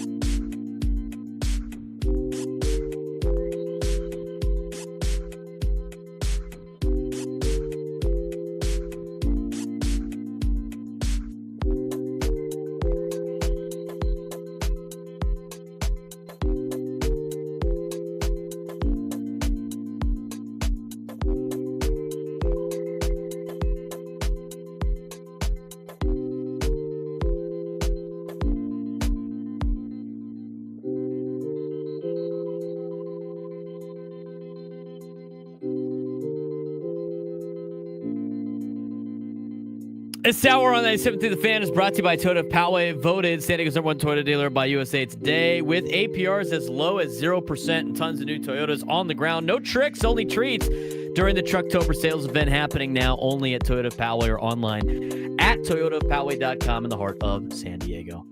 He's Frank Marchese. I'm Braden Surprenant. This is the Braden Surprenant Show, live and local each every day from 10 to 2 on San Diego's #1 sports station, 97.3 The Fan. We have a couple of minutes before we get to the sports thread, about 10 minutes, and we want to get to San Diego State football. They have completed the first half of the season, the Aztecs have, and the Aztecs are in a really good spot right now when it comes to winning the Mountain West Conference, surprisingly. Now, they've already hit their over for wins on the year. It was 4.5. They went 5-1 in their first 6 games of the season. Now, their next couple of games are a little interesting because they're going to have to play 6 games with no buys. So they got the bye this week. Now they go into 6 in a row, all back-to-back, against some of the better teams in the Mountain West Conference. Aztecs, as of right now, 5-1 in the season. According to the evaluators, or WarrenNolan.com, on some of the RPI power rating, if you will, they're ranked the 60th best team in college football. If you pull up the website in particular and take a look at their metrics, 5-1 overall, 3-0 at home, 2-1 on the road. They are 2-0 in conference play, went 3-1 in non-conference. Strength of schedule is 133. Non-conference strength of schedule is 100. Strength of schedule opponent win percentage 127. Non-conference strength of schedule opponent win percentage 98. Not that great. But that being said, the remaining schedule at Fresno State this weekend, who's ranked 64th according to the same metric that had the Aztecs at 60. Wyoming, who's ranked 110. Hawaii on the road is ranked 57th. Boise State at home, who's ranked 36th. Then San Jose State, who's ranked 119. And at New Mexico, who's ranked 91. They have their predicted end of the season, predicted results. And as of right now, they have the Aztecs finishing the season 8-4, which means they would finish the season 3-3 in their next 6. Here's how they lay it out, WarrenNolan.com. They got them losing to Fresno State 24-23, which I don't think will be the case. Beating Wyoming 27-17, losing at Hawaii 26-24, losing to Boise State 31-23, and then beating San Jose State and beating New Mexico. We'll see how the Aztecs do. Now, let's talk about the first half of the season, where they went 5-1. First half of San Diego State Aztecs season is come and gone, and the Aztecs are 1 win away from a bowl game and sit in second place in the Mountain West Conference behind Boise State. How these things play out, San Diego State needs to be in the top 2 to potentially make it to the Mountain West Championship game. If they beat Boise State, they have a good chance at hosting the Mountain West Championship game. We talked about on Monday with Drake Hills. Could you imagine if Snapdragon Stadium in the same year got to host the MLS Championship game or the MLS Cup and the Mountain West Championship game? It would be wonderful. So the Aztecs sit a half game behind Boise State for the number 1 spot in the conference. They got 6 games to go. Hawaii is on the list of games. So they got to play Boise State coming up. They're number 1 in the conference. They got to play Hawaii, who's 3 in the conference. They got to play Fresno State, who's 5 in the conference. Wyoming, 7. San Jose State's 8. New Mexico is 9. They don't play Colorado State, Air Force, and they've already beaten Nevada, who are at the bottom of the Mountain West standing. Looking at the first half, Frank has put out what we think should be grades for this season, at least in the first half of the season. What do you got today? First of all, Sean Lewis gave his first half report card during his press conference on Monday, so I figured, why don't we give our own? So far, offensive play, offensive approach, quarterback play, the 3-headed monster in the backfield, defensive play, defensive approach, special teams, coaching staff, and the Aztec fast concept, I think, are fair grades to give. Is that what he gave? No, that's what I gave. Oh, that's a lot of concepts there. Well, we like to get down in the weeds in this show. We like to, be thorough with our analysis. All right, so let's talk about offensive play. And we got to get through this in a couple of minutes here because we have the sports fix we have to get to. The sports what? thread we have to get through. So, first off, we'll go offensive play. What grade would you give offensive play? I give them, I give them probably a B. I think they've done pretty solid. I mean, against Washington State, it wasn't very good. I think they got away from the run very early in that, but they've been putting up points. Actually, you know what? I go B- because I forgot about the Northern Illinois game. I look at San Diego State and I look at the way they score. Like they put up 42 points against Stony Brook. They put up 34 against Cal, which is impressive. 45 against Colorado State, 44 against Nevada. But the thing was the clunkers on the road at Washington State and at Northern Illinois, I think knocks him down a little bit. I think it's taken him a little bit to get Denegal going, but he is going. So I'm going to give him a B-. I think there is still a little bit of room for improvement, but they're moving fast in that direction. I go B-. I'm going to go with a B because, again, it hasn't really been hit and miss with this offense. You had the get right game with Washington State, and then you had the Northern Illinois game. You've scored 30 points or more in every other game since then. You've scored 35. You've scored 40 points or more in all but one of those games, and that was the Cal game. So I feel confident giving them a B. Would have liked to have seen more, as you said, against Northern Illinois. Would have given them a B+, but I'll stick with the B. Next up, offensive approach this year for San Diego State. I'm going to go B because they have leaned more on the running game than they had in the past. Like last year, they were trying to go Aztecs fast, right? And it didn't really work out with the personnel they had. They have good running backs. I think they've done a good job of using those running backs aside from one game against Washington State.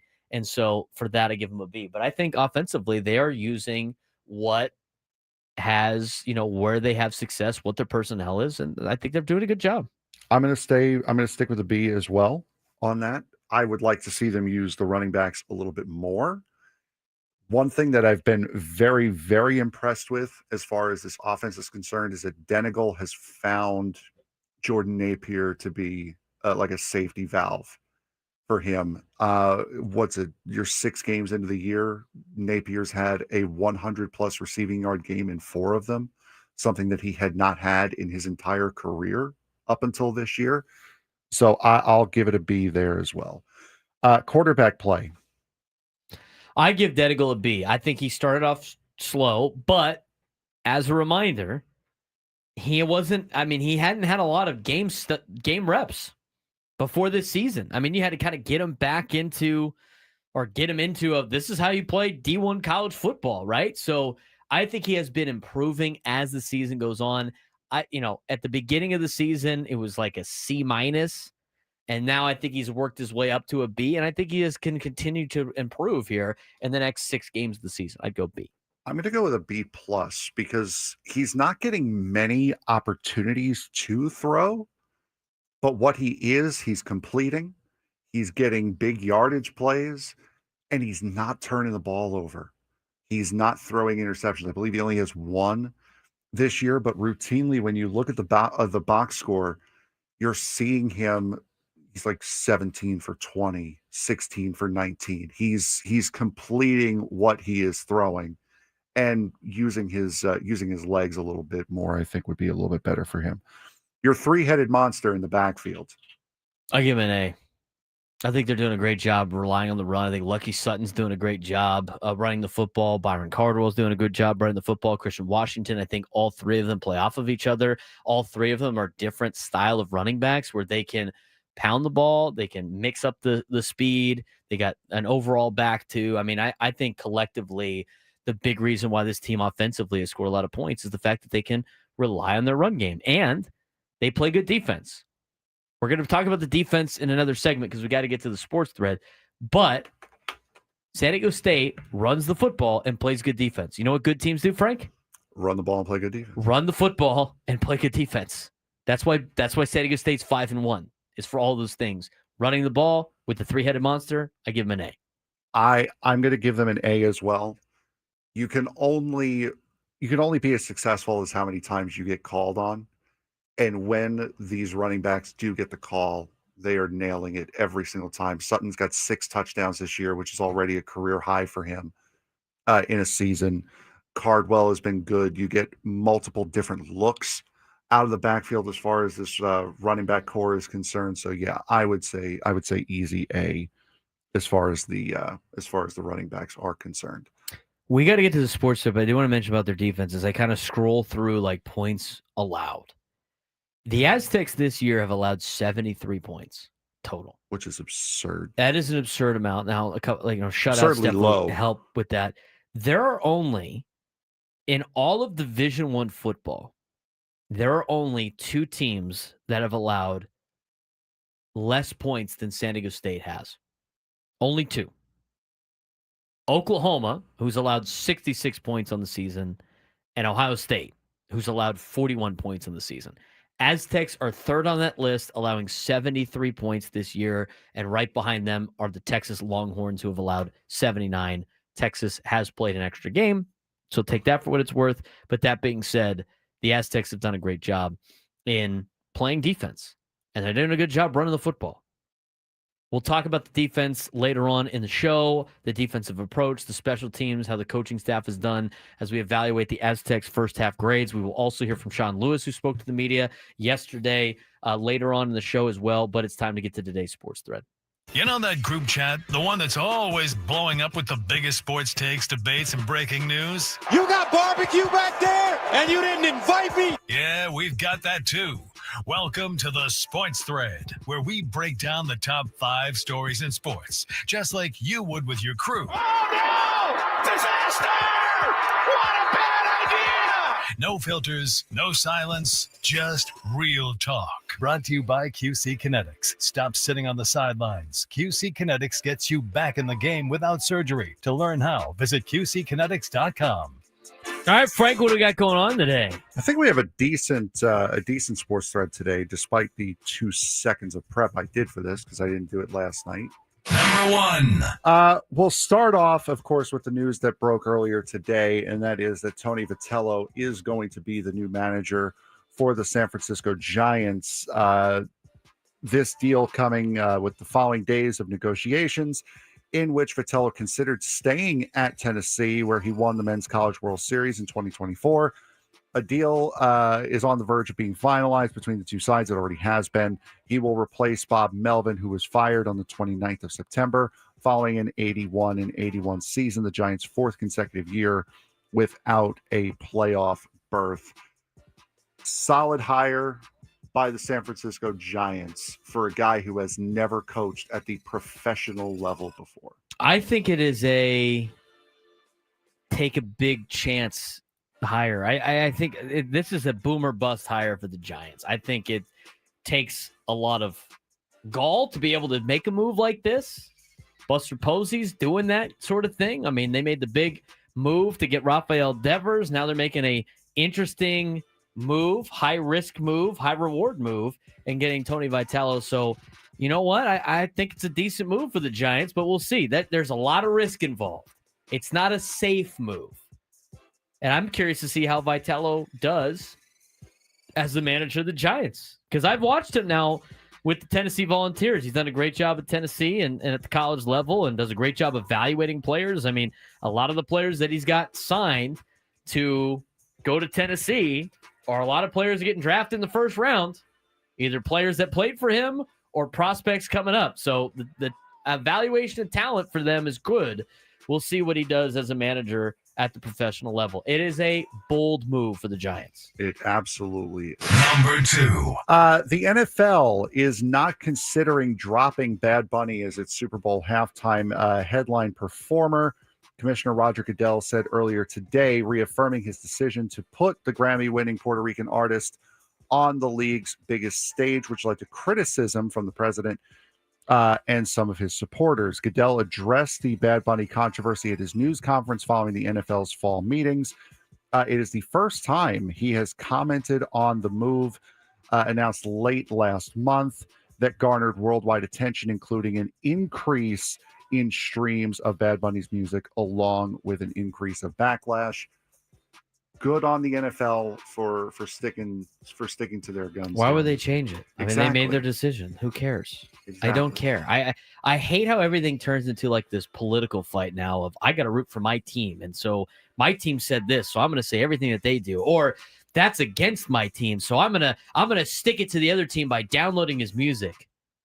You guys are ridiculous. Absolutely. Stop being controlled by your political party. You guys are all fools, all of you. Mm-hmm. All of you. Number 3. When Cleveland Browns coach Kevin Stefanski turned to rookie Dylan Gabriel as the team's starting quarterback on October 1st, he noted that the third-round pick had received practice reps with the first-team offense as the backup to Joe Flacco. Stefanski, though, when asked today about fellow rookie and backup quarterback Shedeur Sanders' practice regime, said the fifth-round pick is not receiving reps with the starting offense. With a young quarterback with Dylan starting, you want to make sure he gets a lot of reps. It's different when you have a veteran with Joe, said Stefanski, who noted that Sanders is still getting a bunch of reps in practice. Sanders, whose father is Pro Football Hall of Fame quarterback Deion Sanders, has served as the backup quarterback for Dylan Gabriel the past 2 games in the aftermath of the Browns trading Flacco to the Bengals. Sanders wore the number 3 in an emergency quarterback the first 5 games of the year. Should Sanders be getting at least some resemblance of first team reps in practice if he is the official number 2 quarterback on the depth chart? I mean, he should be getting this is a hard deal because you want to, and we've had this. I mean, I have these conversations all the time because when you have an inexperienced player that needs as many reps as possible, you can't, I mean, you have to give him the reps. Now, you also need to give reps to players that are going to come in if something bad happens. And in football, in a violent sport like football, bad things happen. Like what happens if Dylan Gabriel goes down in the first 2 plays of the game? Guess who's going in? Shedeur. So it's a little bit of give and take. Like you need Gabriel to get a lot of reps, but like Shedeur should be getting some reps too with the number 1s just so they're on the same page. It's not a lot. He doesn't need a lot, but they have to get him ready to play just in case Dylan Gabriel goes down. Bless you. Thank you. No, I agree. And there is something like Stefanski said, there is something to the fact that this kid's a rookie. He needs as much as he needs as he can get. 100%. And he can get a little bit more with a backup quarterback. You also don't want to really, I mean, Stefanski has labeled Gabriel as the guy. So if you're going to have him be the guy, especially as a rookie, you don't want to create that air of competition when we already know that the second guy isn't going to get it. But yeah, I do agree. There's some of that, but it's not. These guys are professionals. Yeah. It's just Shedeur needs to get reps just to be ready to go. Yes. You can't just be like, oh, well, he didn't practice this week. Oops. I mean, I get guys reps that are probably never going to do what we do, but what happens if a guy goes down? What is your backup plan? You can't just throw somebody out there that doesn't know what he's doing. Yeah, so basically what it was is he's getting a bunch of practice. He's getting reps, just not with the first team as far as Shedeur is concerned. Number 4. Denver Broncos coach Sean Payton said he was hoping to face former quarterback Russell Wilson when his team played the Giants this past Sunday. Payton got rookie Jackson Dart instead. That caught Wilson's attention.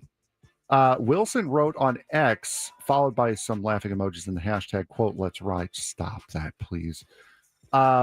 Saying classless, but not surprised. Didn't realize you're still bounty hunting 15 years later through the media.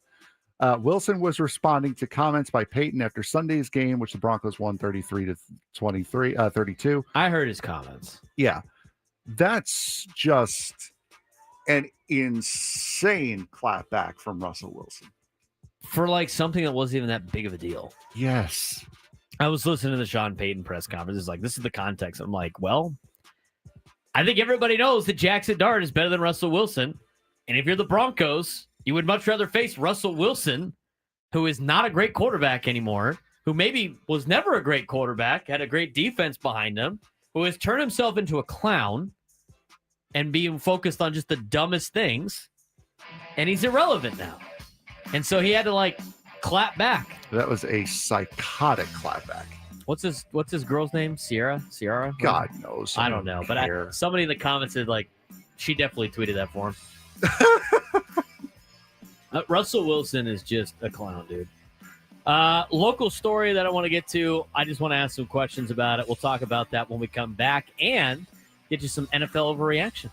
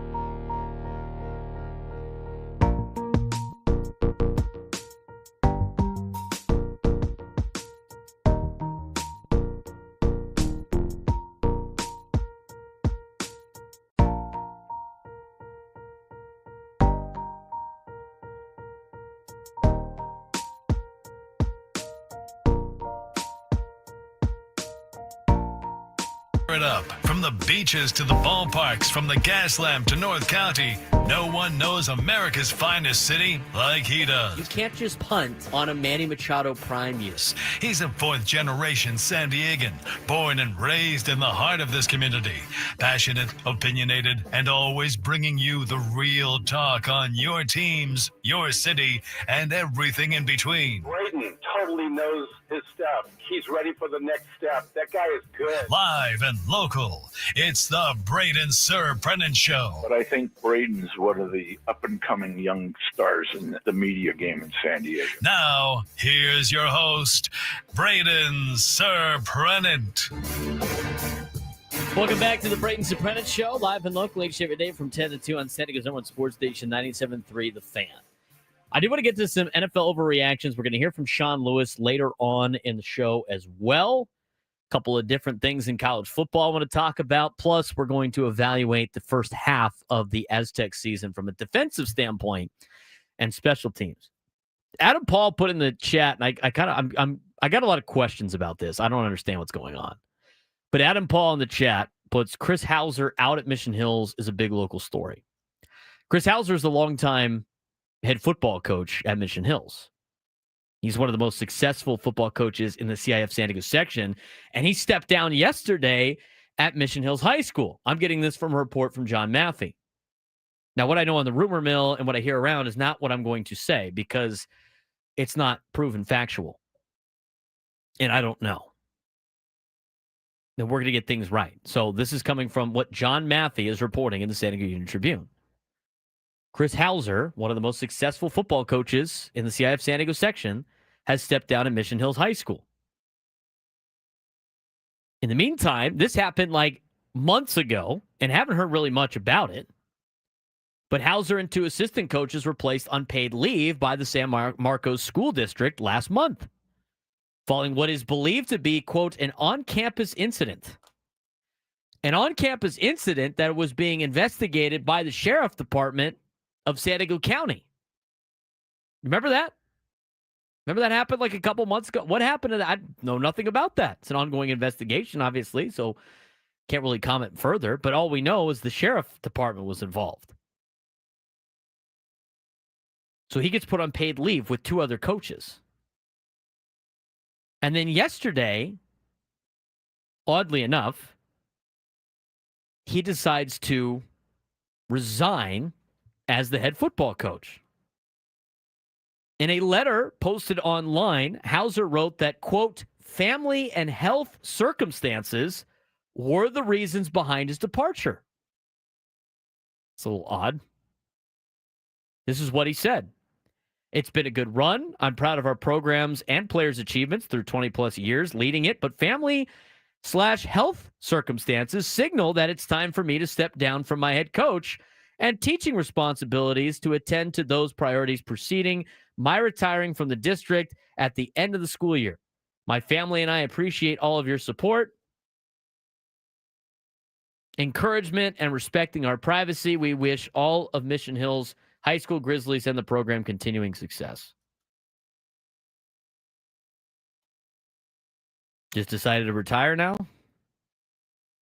I'm just asking questions. The story doesn't really line up. I don't know what's going on.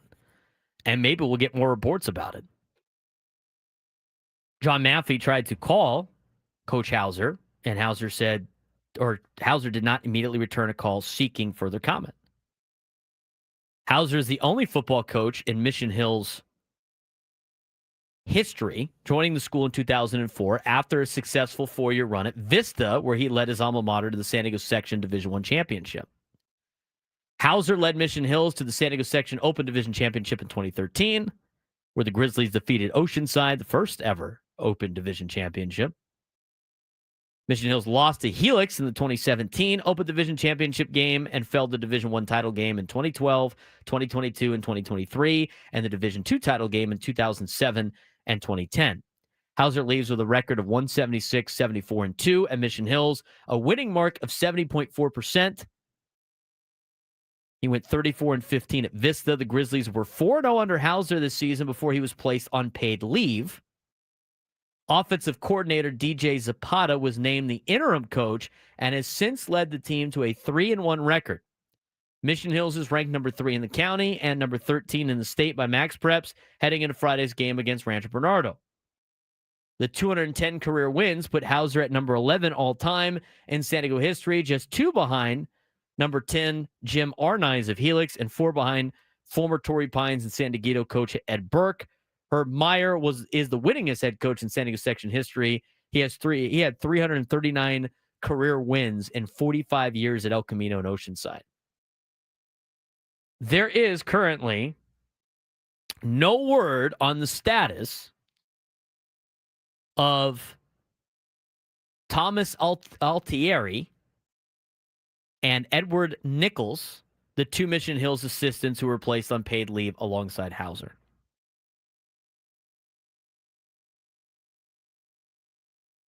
Just kind of time to retire, Frank. That's I guess what the deal is. For all of them, too, at the same time. I mean, this has been a long investigation of what's going on at Mission Hills with their football program. I mean, I have to look up, like, the original report. But I know nothing about it, so I don't know can't anything speculate about it. I'm not going to speculate either. I've heard things, but that's not something I would say on air. Here's another report. Mission Hills high school football coach Chris Hauser, who's placed on paid administrative leave for the past month amid a district investigation, announced Monday he'll step down from his positions as coach and teacher. Again, he cites health and family. Talks about his players. I'm trying to see if there's anything. Along with assistant coaches, he was placed on a paid administrative leave in September. Here's the report from that. Mission Hills High School announced back on September 17th that the Grizzlies head coach Chris Hauser and assistants Thomas Altieri and Edward Knuckles, have been placed on paid administrative leave amid an ongoing investigation. San Marcos Unified School District Public Information Officer Christine M. Lee confirmed the decision in a statement to the Coast News. This is who has this article. LSN in the chat, he said specifically that he does not know, and the rumors that he's heard, he's not comfortable saying on air. So it's not that Braden knows and will not divulge the information. I know a bunch of different stories, and I don't want to say any of them because I don't know, and it's what I've been told is a very serious situation. Yes. And it's an ongoing investigation. This is just what's being reported. Here's what the quote was. San Marcos Unified School District confirms that members of the Mission Hills High School football coaching staff have been placed on administrative leave pending the outcome of an investigation. No additional details can be shared at this time. Our priority is the safety and well-being of our students. The district is taking steps to ensure stability within the football program and to provide continued support for student athletes. The announcement came after the Mission Hills 31-21 victory over Granite Hills. Again, this is in September. Following the win over Granite Hills, Hauser was selected as a nominee for the Chargers Coach of the Week honor back then. So again, it's interesting that it's still part of the deal. In the interim, Mission Hills alumni DJ Zapata, who's a class of 2008, was named acting head coach. Two sports standouts, Zapata played baseball and served as a Grizzly starting quarterback his junior and senior years, passing for 2,125 yards and 15 touchdowns as a senior. The reasons behind the administrative leave remain unclear, and theories about the situation have circulated, though no official details have been released. Okay, my apologies to LSN. I thought he was saying that you knew, but won't say. Oh, no. He knows. He knows. Because I'm sure people do know. Because his kid plays on varsity. So I apologize for that. I misunderstood what you were saying. My bad. One Mission Hills player told the Coast News, "I don't know anything," emphasizing that the team's focus remains on Friday night's matchup at Ramona, which was, again, in September. "We're taking it day by day, focusing on practice." Mission Hills parent told the Coast News he is unaware of the reasons behind the coaching staff's leave, but expressed concern, drawing parallels to the February 2025 controversy at Vista High School, where varsity football coach David Fatatuse, known as Coach Vika, was let go following an investigation into athlete misconduct. The decision prompted a packed district board meeting with community members demanding answers and highlighting his positive impact on the program. Quote, "This kind of thing happened at Vista and it decimated the school and program," said the parent who spoke only on the condition of anonymity. The news also took rival players and coaches across North County by surprise. One opposing coach called the situation, quote, "crazy." Mission Hills entered the season as a strong contender for the Open Division State Championship, led by quarterback Troy Hune, who was at the time committed to Penn State. He has since decommitted from Penn State due to the firing of James Franklin, probably some other things as well. So, very interesting on that. But he's under investigation and now has decided that health and family are the reasons why he is retiring. But I think the other thing, too, is that reported in the Coast News was I think he was going to retire at the end of the year anyway. But it's interesting that it is still going on. Haven't heard much about it. I've heard a lot of rumors, but that's about it. And there's nothing that you don't want to report on any type of rumors ever because you just don't know. And so hopefully the safety and well-being of the high school kids is the number one priority. And they put together a good season, like on the football field. So it's a big story that just is like just kind of slowly has been happening in the background. So that's the latest that we had from the Coast News. And again, the big news of a very high-level football coach in town retiring earlier this week. We want to get to the NFL overreactions. We're going to get to that when we come back as the Braden Surprenant Show continues on San Diego's #1 sports station, 97.3 The Fan.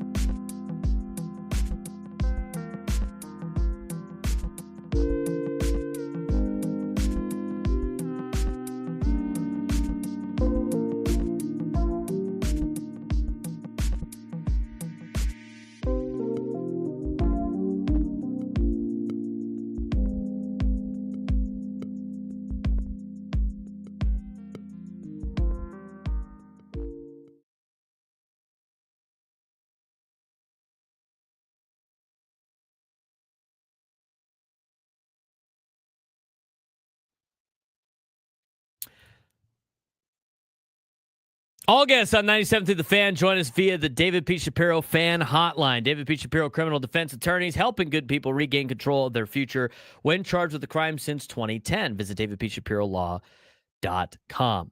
We're in the noon lunchtime hour. I want to say, how many times, Frank, have you been to Mary's Donuts? No. Mary's Donuts, one of the best donut shops in all of East County, all of San Diego. A lot of people, when we talk about donuts, talk about Mary's Donuts. Mm-hmm. I want to say my condolences to the family. Mary passed away yesterday or 2 days ago at the age of 94. Wow. A major impact to the communities out there and the people that obviously would go to Mary's Donuts all the time. She was a wonderful lady, as it was said multiple times. They did a really good tribute to her on the Mary's Donuts Instagram page. I think her granddaughter runs one of the stores. But Mary's Donuts, the longtime owner of Mary's Donuts, has passed away at the age of 94. So condolences to definitely her family and the community out in East County and everybody involved with, obviously, Mary's Donuts. Anyway. Oh, that stinks. In the article on Fox 5, it was posted that she didn't actually eat donuts, but preferred ice cream instead. But she made some great donuts. One of the best places. You got to go out to Mary's Donuts. Baskin Mary's doesn't have the Baskin Mary doesn't have the same ring as Mary's Donuts. Mary's Donuts. Here's the official Mary Hennessy. Passed away at 94, owner and founder of Mary's Donuts in eastern San Diego County. Mary's granddaughter, Kelly, will be taking over Mary's Donuts after working under her wing for the last 9 years. Mary's Donuts in Santee has been serving up fresh donuts 24 hours a day. 24 hours a day, Frank. For 41 years, a place locals have loved for decades. Quote, she loved the regulars, Kelly Hennessy, Mary's granddaughter, said. I live in Cardiff. Kimberly Dorr said, I drive all the way from there to here to get donuts from Mary's, and I've been coming here for maybe 10 years now. That's a long drive. Dorr said they're always fresh and worth the drive. Mary Hennessy got her start in the donut business working at several Winchell's locations in East County in the early 80s. In 1984, she got a place of her own. Quote, different era, but they wouldn't sell to a woman back in 1984. So my grandfather was the one who did all the paperwork and signed all the things. But the truth was it was her shop. It was always her shop. And she ran this place every day. Kelly Hennessy said she passed away. Mary did at age 94. That stinks. Next time I put my foot in my mouth and have to go to a high school football game up around Santana, I will definitely, I'll definitely hit the spot up. That's correct. Mary's Donuts is money. One of the best. One of the best in town. All right. Yeah, that stinks. It's time to get to today's, or should I say this week's, overreactions of the National Football League. Well, that's a hard old turnaround to make off of that. A life well lived. So anyway, off to football now. Like that's, you may as well have just said that is the way it sounded. I need some donuts. Yeah, we do need some donuts here. All right. So first of all, we'll start off in Minnesota. The Vikings let Sam Darnold leave after a strong 2024 season to make J.J. McCarthy their starter, but the move has backfired so far. Darnold is thriving in Seattle, ranking near the top of the league, while McCarthy struggled early, got injured, and still has not returned. Backup Carson Wentz has also played poorly, and the only other option is undrafted rookie Max Brosmer. To make things worse, Darnold's former backup, Daniel Jones, is excelling as the Colts starter, leaving Minnesota's quarterback situation looking bleak. Should the Vikings have re-signed Sam Darnold? I don't know. They had J.J. McCarthy, right? Like, were they going to have a quarterback controversy with J.J. McCarthy and Sam Darnold? I think that's an overreaction. I'm selling that they should have re-signed Sam Darnold. That was the only place Sam Darnold's done well. And here's the other thing, too, with the Minnesota Vikings and their quarterback situation. With Kevin O'Connell in charge, their quarterbacks, they have turned a lot of trash into treasure. Yeah. I mean, they had it with Kirk Cousins. Kirk Cousins thrived in Minnesota. They didn't re-sign him. The Falcons did. You know what he's doing down in Atlanta. He's backing up Michael Penix Jr. You look at Sam Darnold. He is a guy that could not get anything going in his career. Gets an opportunity because J.J. McCarthy goes down. He spins it into a better situation. Carson Wentz hasn't been great, but I don't think they needed to re-sign Sam Darnold. Selling it. Off to Kansas City we go. After a shaky 0-2 start that sparked talks of the Chiefs dynasty ending, it's over. Kansas City has bounced back in a big way. With Rashee Rice returning from suspension, they crushed the Raiders 31-0 and now moved to 4-3. Chiefs completely dominated, outgaining Las Vegas 434 to 95 yards and allowing only 30 offensive plays. Since their slow start, they're now 4-1 and averaging nearly 30 points per game, proving early season worries were likely overblown. Are the Chiefs going back to the Super Bowl this year as the AFC's representative? No, they're not. Not based on their talent. I'll tell you that. If they get some aid, maybe. But they're not. I'm selling that. Yeah, the AFC's got some good teams that they're going to have to get through. There's no way. Selling that as well. Joe Flacco led the Bengals to a crucial win over the first-place Pittsburgh Steelers, snapping Cincinnati's 4-game losing streak and tightening the AFC North race. The victory improved the Bengals to 3-4, reviving their playoff hopes as their offenses look better since Flacco replaced Jake Browning. The loss dropped the Steelers to 4-2, giving the 1-5 Ravens, who expect Lamar Jackson back after their bye, renewed hope with 2 games still left against Pittsburgh. Can the Bengals still theoretically win the AFC North? Yes, because the AFC North sucks. They're not good. Give me a good team in the AFC North. I don't think the Steelers are good. No. I don't think the Steelers are good at all. I think they've been playing with fool's gold right now. I think the Bengals are decent. It depends if what the deal is with Joe Burrow. Is Joe Burrow out for the year? Because remember he was going to miss some weeks. I don't remember them ever saying that he was out for the year. They get Joe Burrow back and they're within a game or two, they can win that division. They almost did it last year. With the talent that they have around. I mean, they got good talent. They just have a bad offensive line and it gets their quarterback killed all the time. I don't think they could do it for the full season, Joe Flacco. But if Joe Burrow comes back, which I don't know if he is or not, if he comes back, they got a really good chance. I mean, the Steelers are 4-2 and the Bengals are 3-4. They're right there, right behind them. I mean, I would even say, here's this for a bold take, overreaction. I still think Baltimore can catch a lot of those teams. That's how bad the Steelers, the Bengals, the Browns, and the Ravens are. The AFC North is wide open, in my opinion, even though the Steelers are 4-2. Fool's gold. Inching in towards the halfway point of the season as well. The Tampa Bay Buccaneers remain atop the division at 5-1, now 5-2, with Baker Mayfield playing at an MVP level, while the Falcons have found momentum at 3-2 behind improving rookie Michael Penix Jr. But with the surprise of the story of the Panthers, now 4-3 after a third straight win, including a dominant 30-0 win over Atlanta. Despite Bryce Young's ankle injury, Carolina's strong defense and knack for finding ways to win have made them an unexpected contender. Could the NFC South field 3 playoff teams?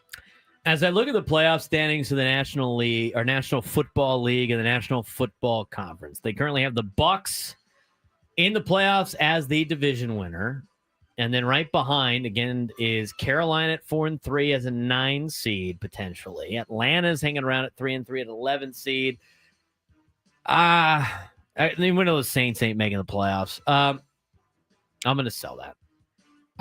There's too many teams for those teams to catch up against. In the NFC North, the Packers are making the Packers and the Lions are making the playoffs, I think. Mm-hmm. The Bears are hanging around. The NFC North could get 3 teams in there. The Vikings are 500 too. So that's a group that could probably get 3 teams in.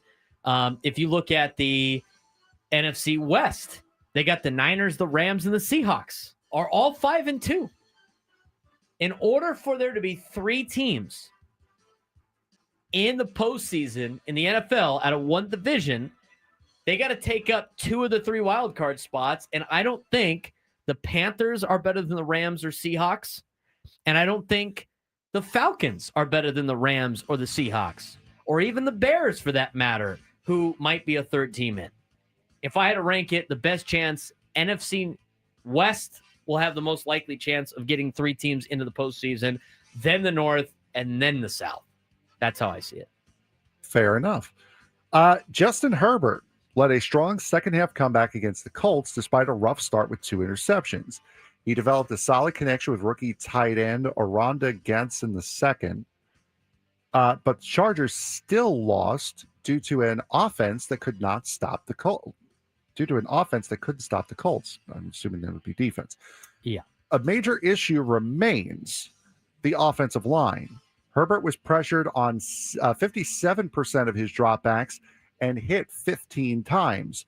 Injuries to starting tackles Rashawn Slater and Joe Alt have left Herbert vulnerable, disrupting the offensive flow and limiting its potential. Do the Chargers need to trade for an offensive lineman? Yeah. They don't have any left.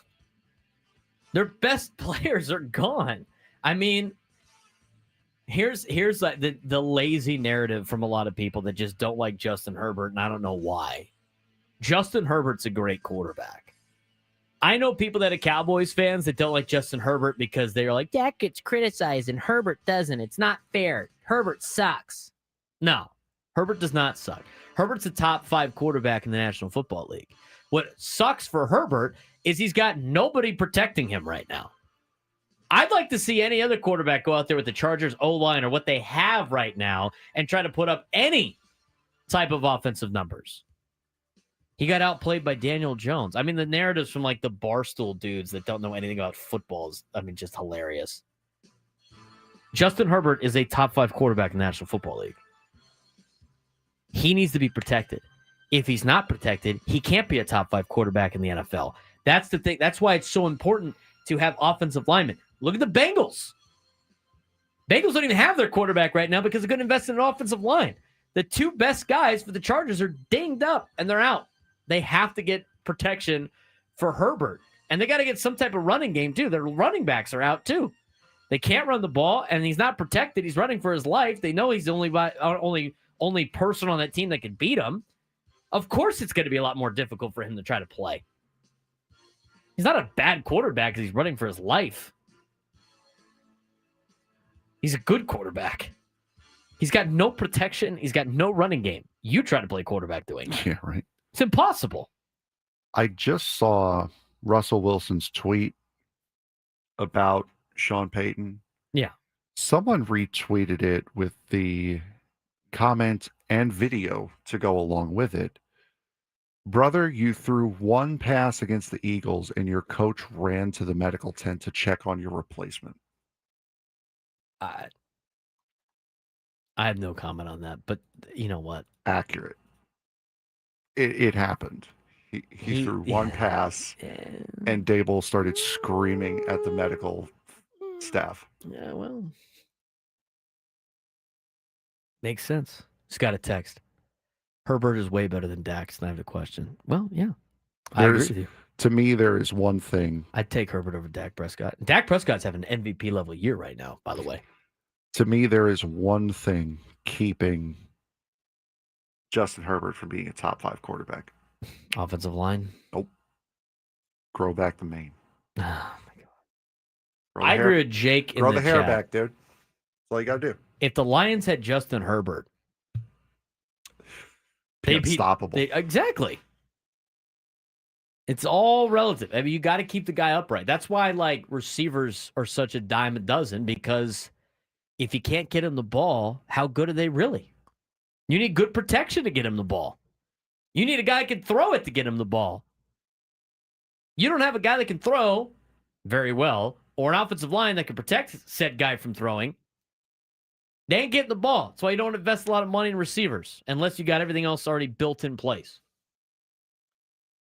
833-288-1973, 833-288-1973. Let's get out to Martin and Santee. Martin, what's going on, man? Gentlemen, you scared me, and I got the chills. I had just come out of Sprouts in Santee, was making the turn on Carlton Hills, and all of a sudden, it's like you're talking about Mary's Donuts as I'm driving by.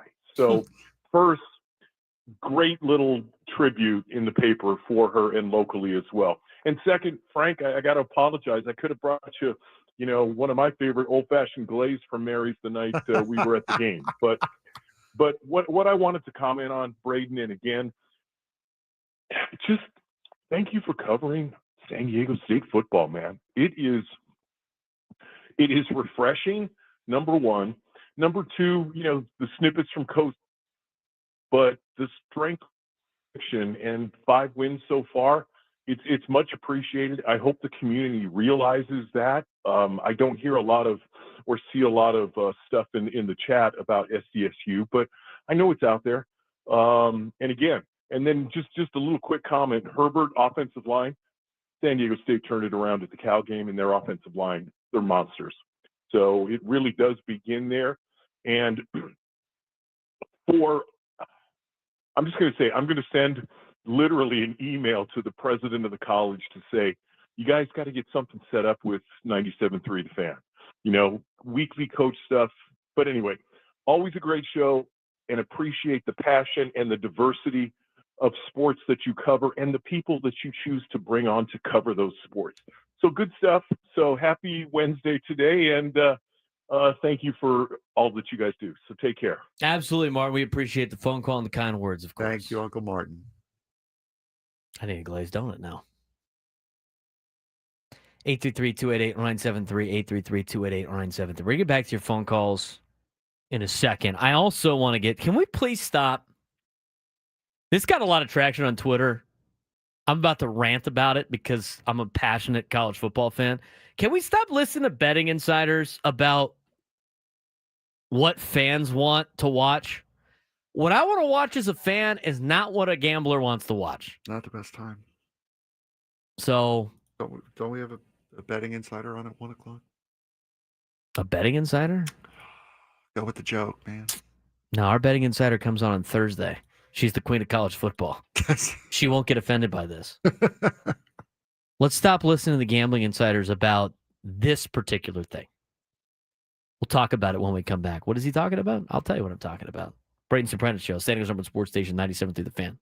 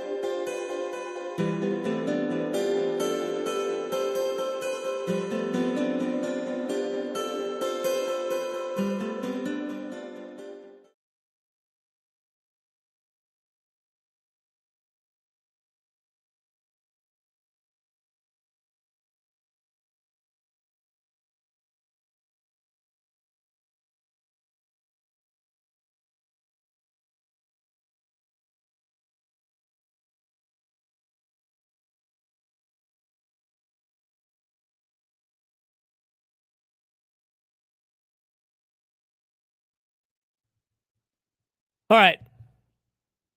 We got some stuff we got to talk about in college football. This hour of 97 Through the Fans brought to you by Toyota of Poway, voted San Diego's number one Toyota dealer by USA Today.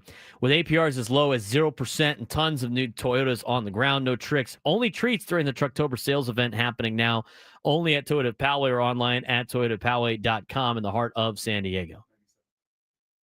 Try to figure out if we got a contestant for the midday sports standoff. If you could take me down in sports trivia, you would be qualified for a chance to win our grand prize, a trip for two to see Jerry Seinfeld in Las Vegas, including 2 tickets to the show on April 17th at the Coliseum at Caesars Palace, a 2-night stay at the Flamingo Hotel and Casino, and a $100 gas card. Jerry Seinfeld returns to the Coliseum at Caesars Palace on April 17th and 18th. See Ticketmaster.com for tickets. We got the Herbert hater commenting in a group chat, disagreeing with our Lions fan about Herbert being better with the Lions because Jared Goff is already a better quarterback than Justin Herbert. I don't want to waste my time talking about that. Justin Herbert's a great quarterback. Unfortunately, his offensive line is garbage because they are all injured. But the problem I have is with college football. I have a lot of problems with college football. One of them being like the rankings right now is utterly ridiculous with the SEC schools. Have you seen some of these? No, I actually haven't seen the college football rankings this week. I know I'm way late to this party here, but the conversation is about like SEC schools being ranked with the same record and worse resumes at the record of 5-2 than other schools that are also 5-2 that are not in the SEC not being ranked. Mm-hmm. That's like part of the conversation. And what else is part of the conversation is like the college football playoff and everything like that. And it kind of leads to this tweet that I saw that people are just absolutely all over right now. Just all over. And I have it bookmarked. I put it on there. But here's what one of our Odyssey betting insiders said. Todd Furman on Twitter. Because it's about the college football like parity. And right now I think parity is great in college football. There's not one dominant team. I mean, Ohio State looks like the one dominant team right now. But you got schools like Indiana ranked in the top 5. Alabama's not a world beaters. They used to. They're really good, but they're not a team that you watch Alabama play with Nick Saban and go like, how's anybody going to beat these teams? Georgia Tech is 7-0 in the top 10. Texas Tech's in the top 14 at 6-1. You got schools like Vanderbilt ranked in the top 10. Miami's losing to Louisville. Cincinnati's in the top 25. USF is there. I like the parity in college football. The 5-2 team argument, though, is ridiculous at teams that are ranked in the top 25 that are 5-2 in certain conferences and teams that are not.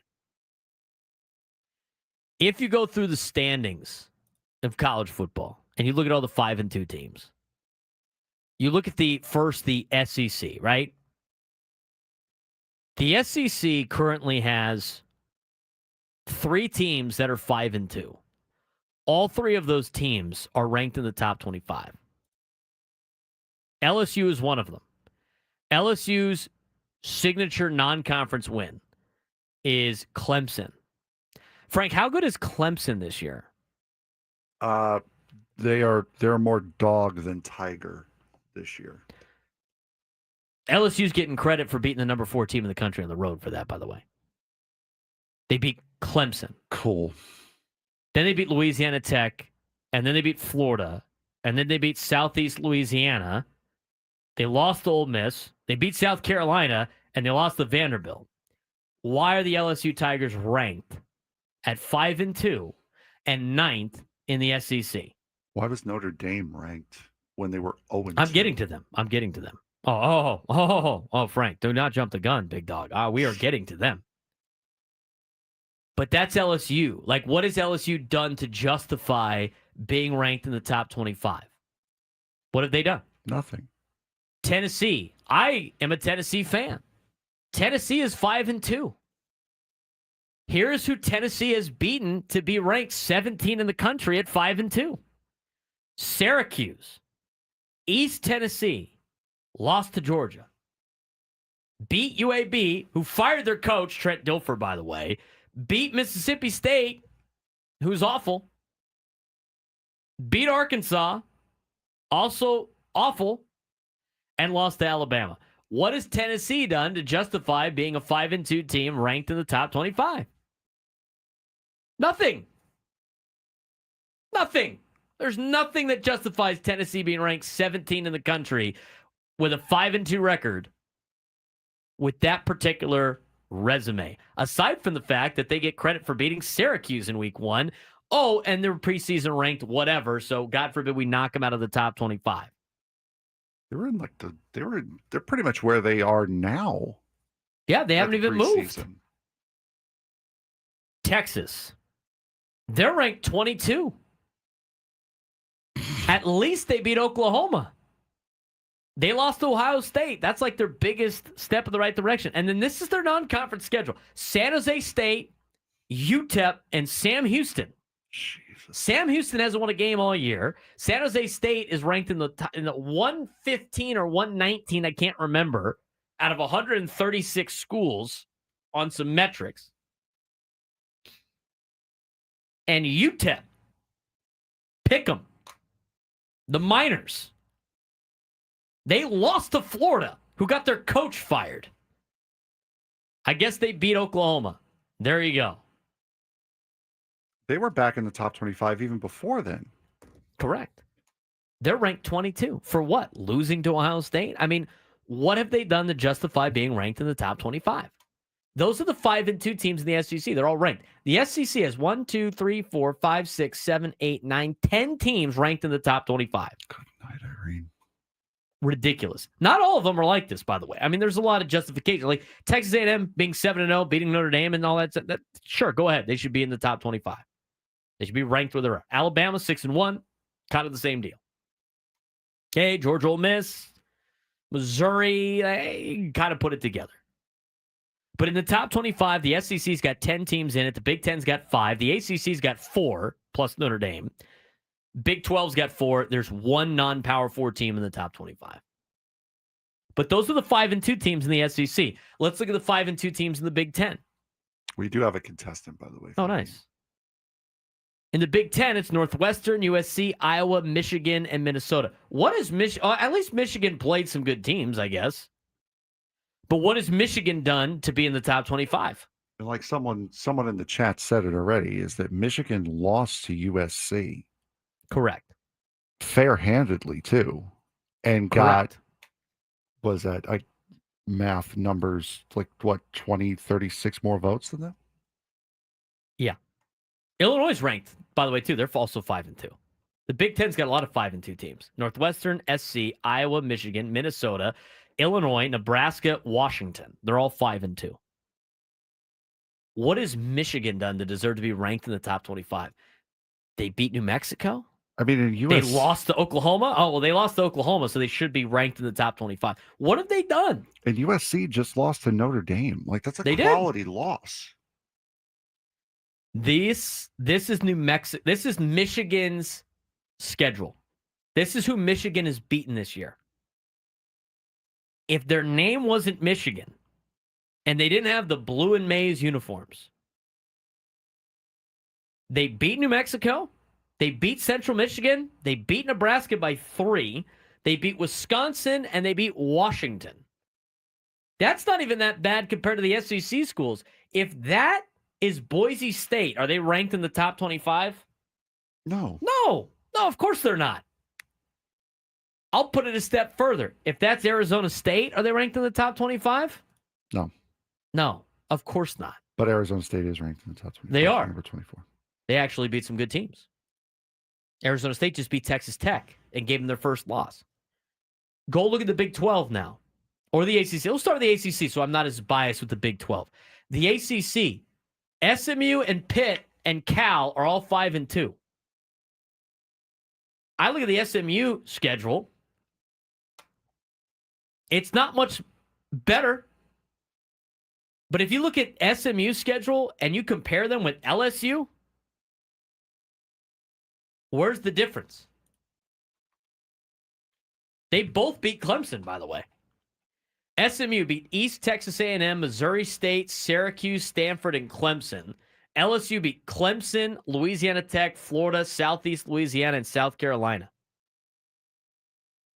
SMU actually has more Power 4 wins than LSU does. SMU lost to Baylor and TCU. It's their 2 losses. I guess you could go evaluate them based on how good teams were with the losses than anything else. But the fact of the matter is the system is lined up where you get only the SEC schools. They get to load up their schedule, their non-conference schedule with lousy opponents, and makes their records better. And then when they all play each other, it's like, hey, look, we're all good. Jake in the chat. Hey, Michigan's helmets are worth a few votes. You know what? Based on the way a lot of AP poll voters are voting, I would say they are voting for them. Oh, yeah, I like their uniforms. They're cool. Yeah. They're cool. Pitt probably shouldn't be ranked in the top 25. They lost to West Virginia, who might be one of the worst teams I've ever seen, until they beat TCU on Saturday, because that's how this kind of works. San Diego State, by the way, by virtue of doing nothing, earned 7 top 25 votes this past week by the AP and 4 in the coaches. That's more than the 2 and 1 that they got last week. So by virtue of doing nothing, you are closer to the top 25 now. I want to look at TCU got 2 votes in each. They don't deserve those yet. I want to look at Tennessee just to show that I'm not biased here. I'm going to look at Tennessee and I want to look at Utah. It's also not just about the games that you lose. It does have something to do with when you lose them too. It's not who you play; it's when you play them. Exactly. So it's you lose early, you're in a good spot. You lose late, because you have time to time to recover. Whatever. Like that's like Ohio State in 2014 got smoked, and I mean absolutely smoked by Virginia Tech in Game 1. They lost by 21 points at home. And it was like they just threw it out like it never even happened. But look at this. Look at Utah as we finish up the hour here. We're going to continue this conversation because I didn't even get to that guy's tweet yet. Utah versus Michigan.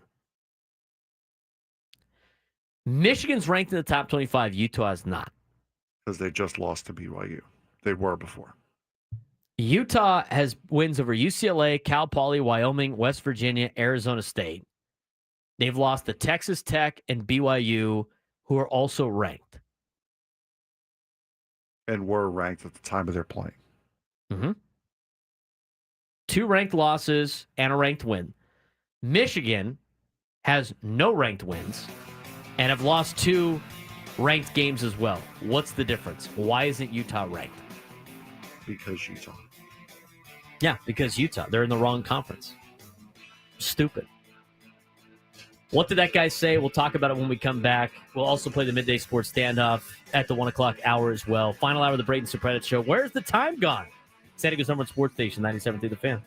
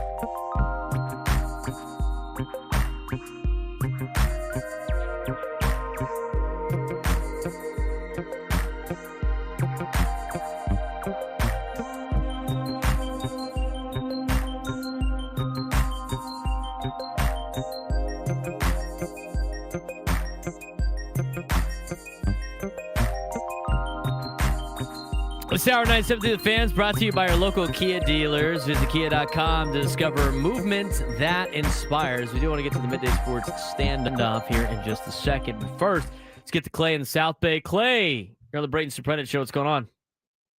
Hey, gentlemen. Hey, first things first. I mean, whoever thinks that Herbert isn't a good quarterback doesn't obviously watch a lot of football. Doesn't know ball, I mean, Clay. I agree with you.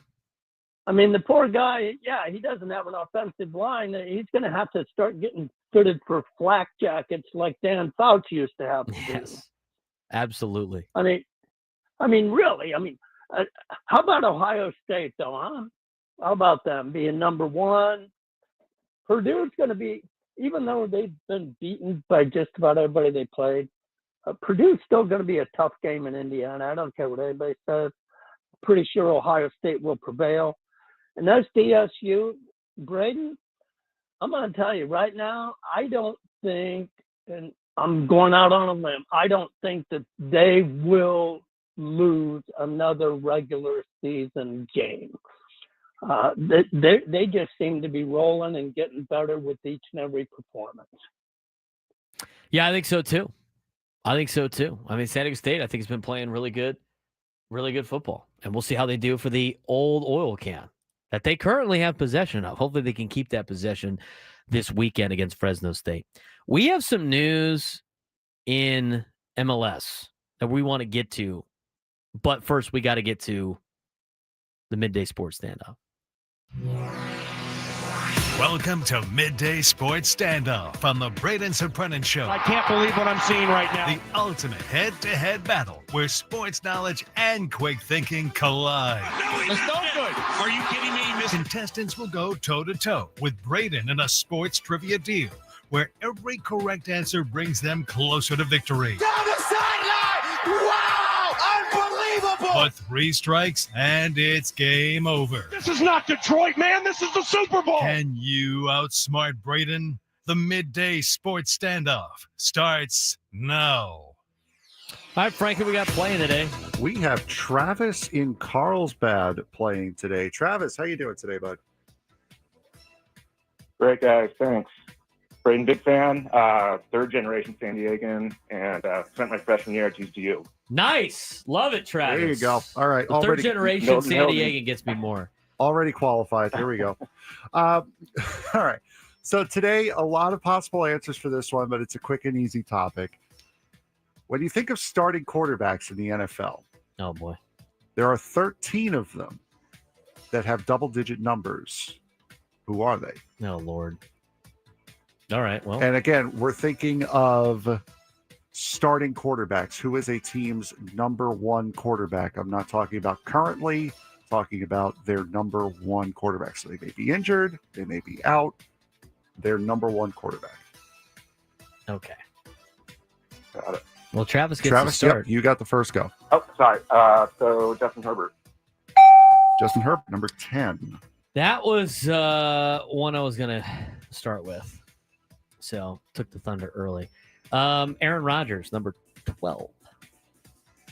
Aaron Rodgers wears number 8 now in Pittsburgh. That's right. Travis. Jaden Daniels. I think Jaden Daniels is a single-digit number. Jaden Daniels is not. Drake May wears 10. Drake May does wear 10. Travis. Brock Purdy.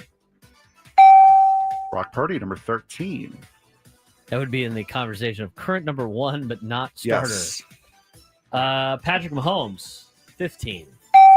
Patrick Mahomes, correct.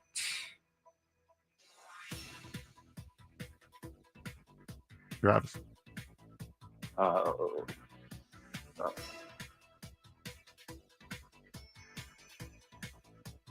So plenty of big names on the board. A lot of big names on the board. I'm blanking.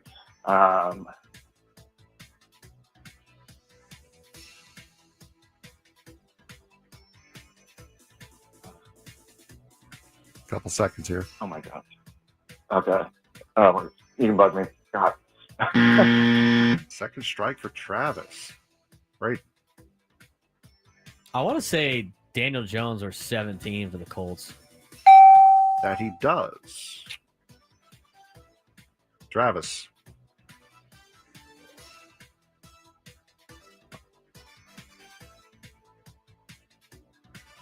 Down to your last strike here, bud. Love that. Bo Nix, number 10. Yes, he wears 10. Let's go with Jordan Love, who also wears 10. How many more do we got left? Got all the number 10s. There's a lot of 10s. We got 7 of the 13. Travis.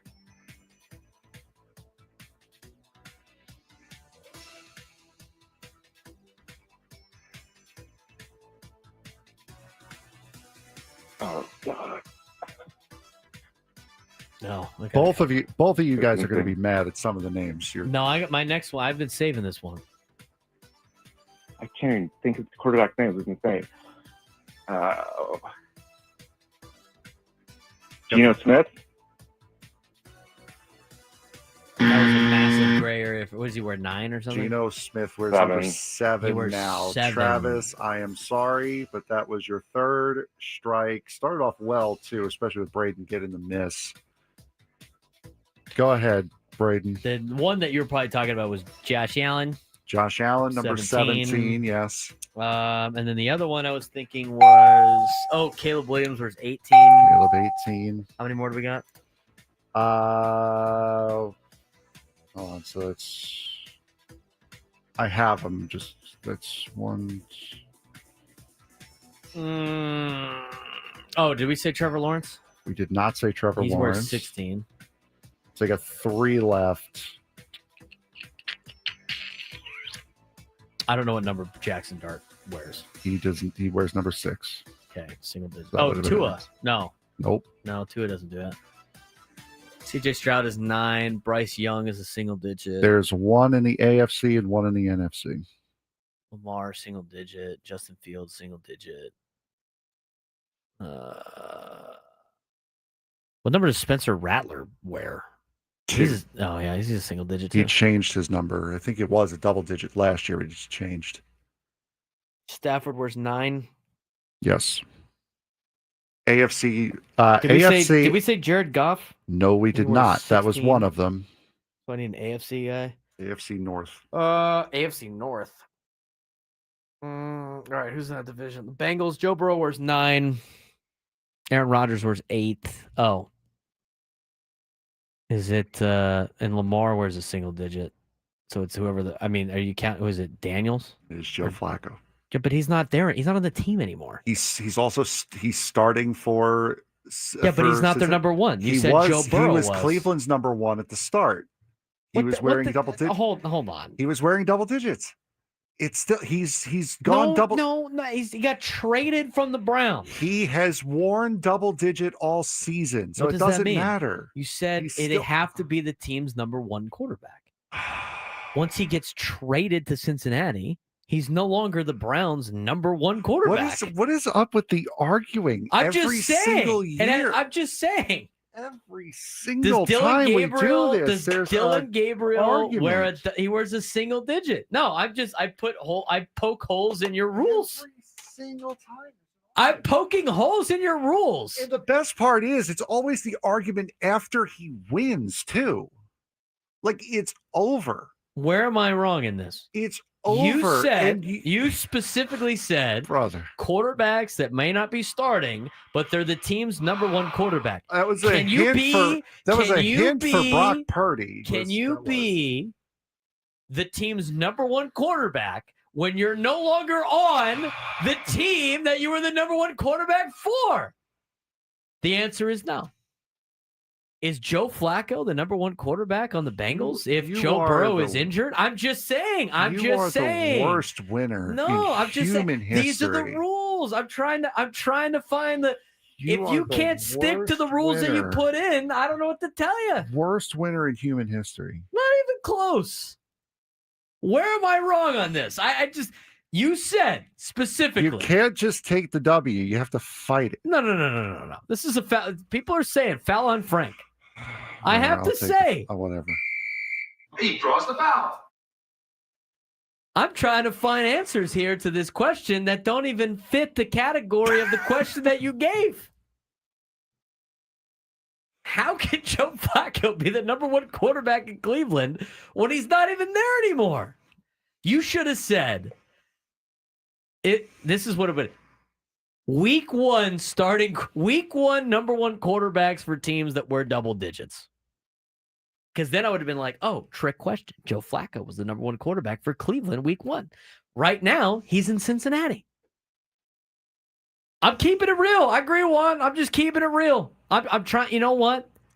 Maybe Travis and Carlsbad was going to say Joe Flacco, but you know what? He couldn't because it wouldn't fit the category. We have San Diego FC news. We do. Adam Klug. Big San Diego or FC just news. Pick better questions. Your boss said that. Or just pick better questions. You find me better questions. It's not like all the other shows where all the trivia questions have one answer. I need to find trivia questions with multiple answers every day. I've done that for 4 years. I'm not saying it's... I'm not saying it's easy. Exactly. But every other show has better, questions with an answer. I'm telling you, this is actually better than 2 questions ago.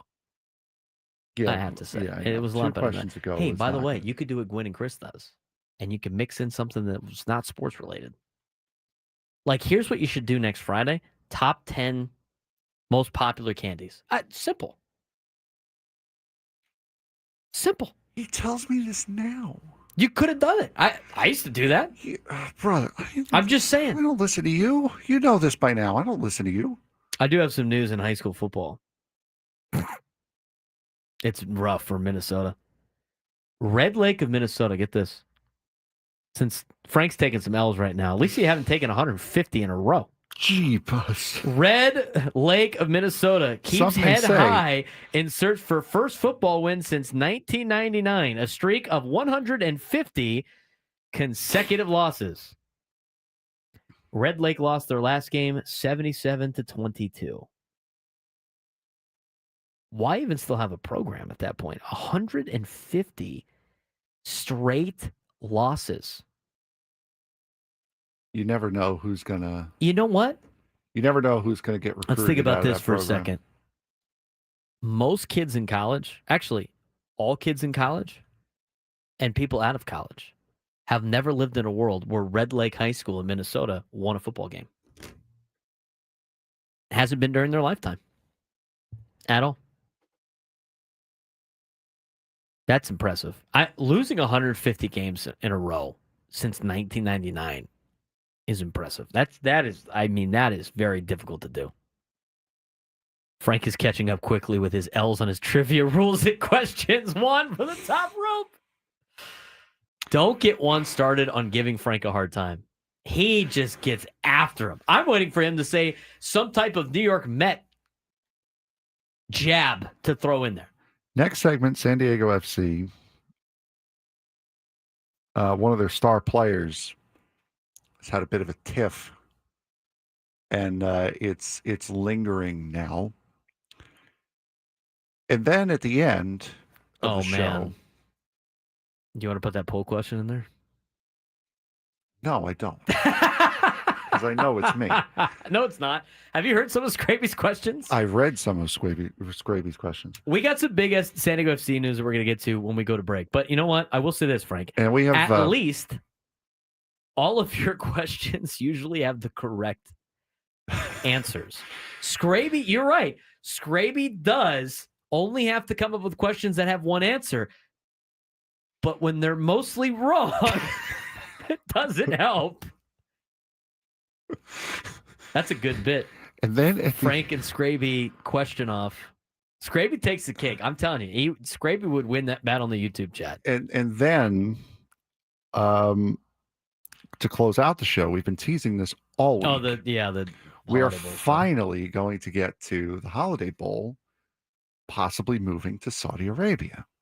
That's been nixed. Yeah, it has. It has been nixed. But the story came out. It was an idea. Yeah, there was an idea there. We will talk about that at 1:30 and explain the reasoning. However, coming up next, Frank's got some San Diego FC news. That's very important. Braden Surprenant Show, San Diego's #1 sports station, 97 through the Fan. Joe Flacco plays for the Bengals.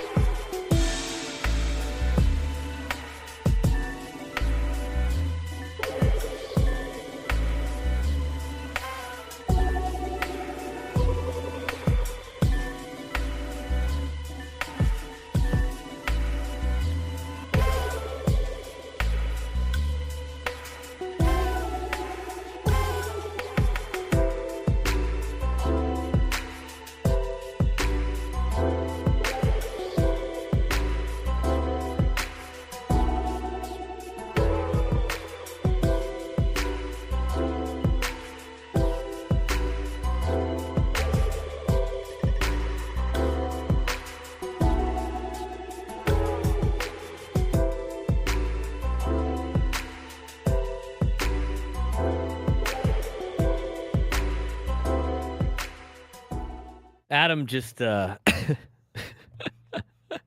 he had me on the floor laughing when he came in to talk about them.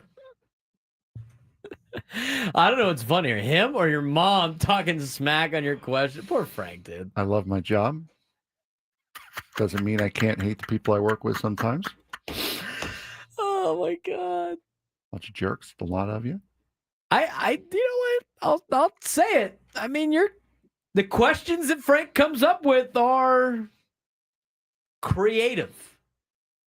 I will say that. They are creative. Yeah, Justin, we love you, Frank. Absolutely. Yeah, I know you do. Adam walks in. Today, they announced the Silver Sluggers.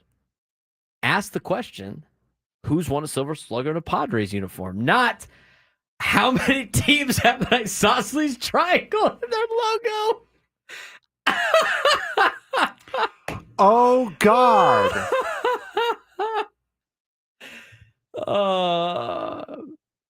Which MLB teams have a circle in their logo? That's an oval. What are we? What is God, this? we forgot. What? Oh, we were supposed to have Tom Doyle on. Oh, yeah. You're supposed to call him. Oh, God. We could call him in a little bit. Put him out at 1:30. Yeah, okay. Let's get to the San Diego FC news. Guy was so rattled by his trivia question. We should have had Tom come in and play. You know what? Don't be the guy that asked on-back guys dumb bleep questions. They'll yell at you. Speaking of dumb bleep questions. I think that's a rule. That is a rule at on-back. No dumb bleep questions. You would have failed miserably.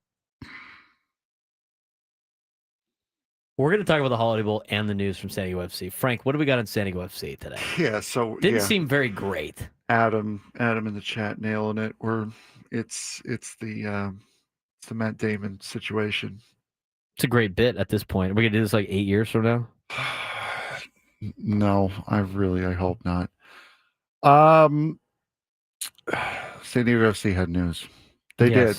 We got it for you. I do have it. Let's start off with a sound bite here. All right. Linking to it. So Ben Woods has had Mikey Varas on head coach of yesterday. San Diego FC. Yes, head coach of San Diego FC, Mikey Varas on yesterday. There was some discussion about why Chucky Lozano was not available against the Portland Timbers over the weekend. Question was answered during the press conference, and also Ben Woods asked about it yesterday. Here's what Mikey Varas had to say. Is everything okay with Chucky? Can we expect him back anytime soon? What is the update there, if there is one? Yeah, no, we had a situation that we're handling internally, and we'll have an update by the end of the week. That didn't seem very good. Yeah, no, that was very quick. Great. That was a very quick answer from Mikey. According to Tom Bogert on social media, Chucky Lozano's status for San Diego's playoff run, not the just entire run, not just first match, playoff run, is uncertain. Situation stems from a verbal altercation that happened around Lozano getting subbed out at halftime in their match against Houston 2 games ago. One source says Lozano needs to prove to the locker room how committed he is. That doesn't sound very good. This is your premier signing. Mm-hmm. This was your big breaking news signing. This was your superstar to get fans in the door. And you now have to see how committed he is to the squad as the number 1 seed for your playoff run. That's interesting. That's some bad news right there for San Diego FC. I mean, what a distraction that is not necessarily needed. No, it is not. Right? So that's tough to that's a massive situation now that drastically impacts what's going on with San Diego FC. And as Juan Ruiz pointed out in chat just now, yelled and yelled and yelled all season long about Mike Schilt seemingly not holding guys accountable. Mm-hmm. This is Mikey Varis doing just that. He is holding your star player accountable for his actions, whether it had been the reason why he got subbed off or about him being subbed off at halftime against the Houston Dynamo. You can't yell this time. He's holding him accountable. You can't have it both ways. You can't want a coach that holds them accountable and then go, not that guy. This is exactly what we were screaming about the Padres needing to do all year long. You can't just say now, this isn't what we meant. This is exactly what, this is what you got to do. I mean, there's nobody above the team needs to be the attitude, at least with successful teams. And so we'll see what happens. We'll see if he's back. But that's not great news if you're a San Diego FC fan. It's not great news right before you start the playoffs. At least I guess they got the playing games today, right? Playing games are tonight. They're yes. tonight. And then they start on what? Sunday? Saturday. San Diego FC plays the 26th, so it's Saturday, yes? Saturday. So I think it's Friday, Saturday, Sunday are the first game of this first round. Right. Now they did just beat Portland 4-0 without Chucky. Yes. So it can be done. Yeah, maybe has you know what? Happened before. Maybe it's a blessing in disguise. Maybe you'll be better. 26th is Sunday, Nate says. Whatever.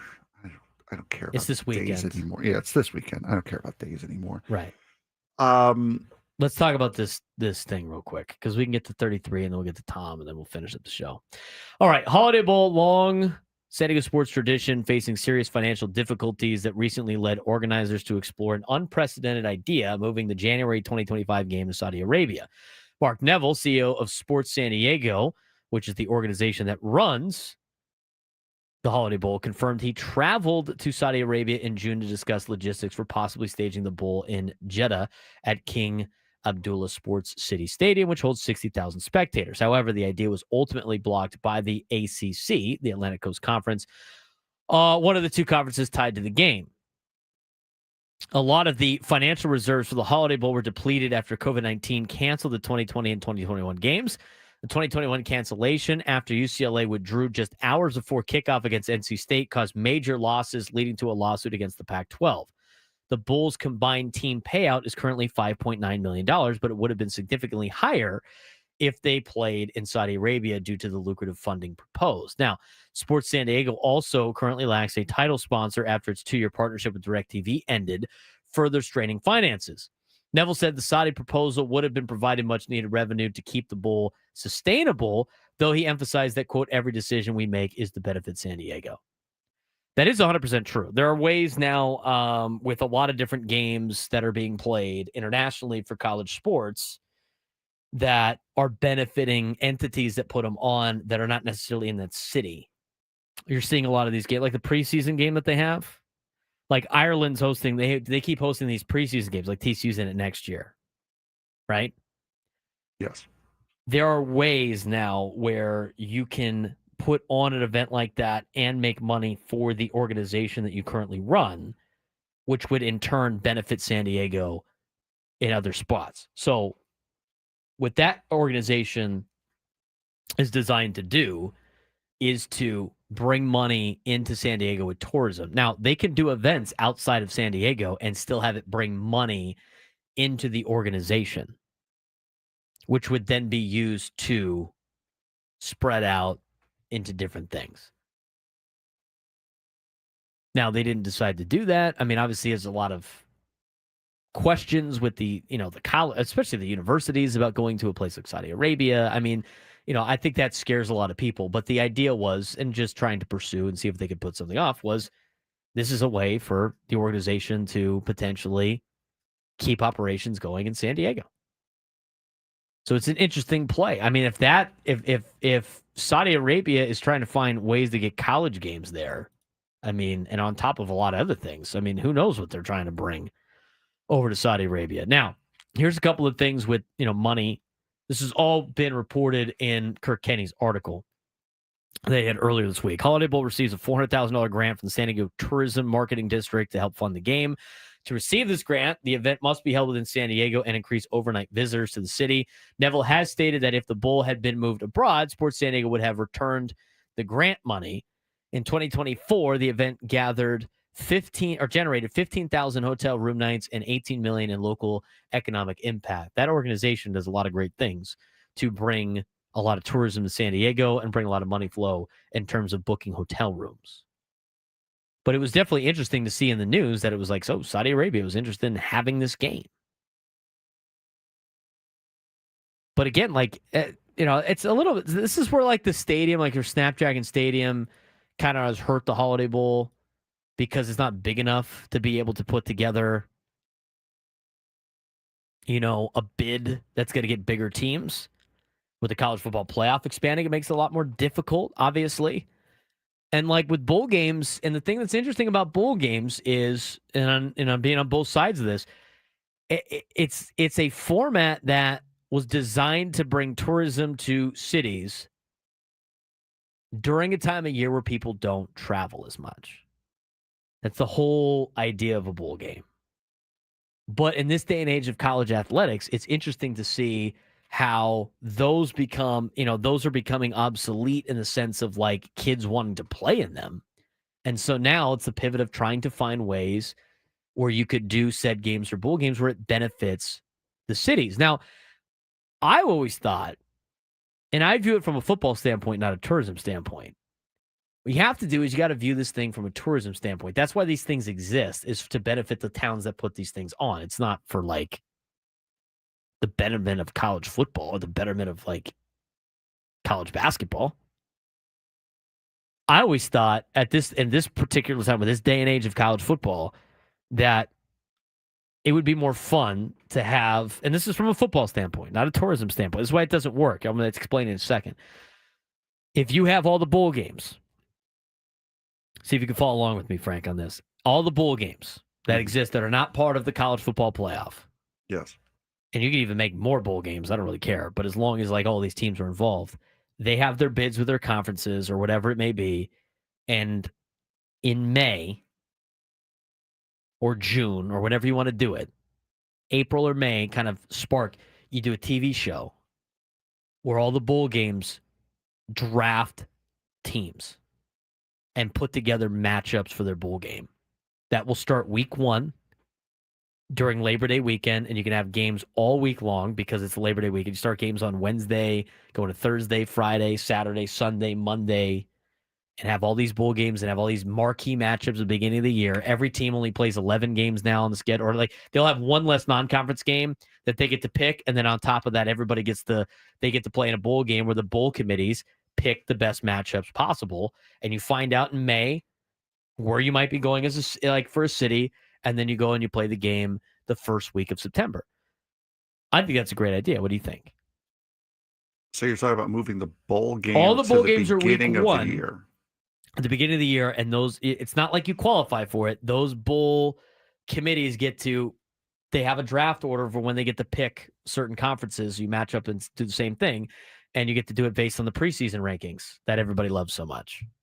And so you could put together like week 1. I would do that, but I would do it at the end of the year. Like I would keep the same system you have now, but you make the production out of it for the end of the year for like your championship game kind of thing. What do you mean? Instead of like a preseason thing. You draft it at the end of the year? Yeah. Like you draft But you're not going to know what those teams are going to be the next year. That's why you wait till May. Wait for spring ball to be over after the transfer portal. And so you know more likely what the team's going to look like. That's why I said do it in May. Also, if you do it in the offseason, it gives college football another eyeball during a month that nobody's paying attention to college football. It's like the NFL does their draft in April.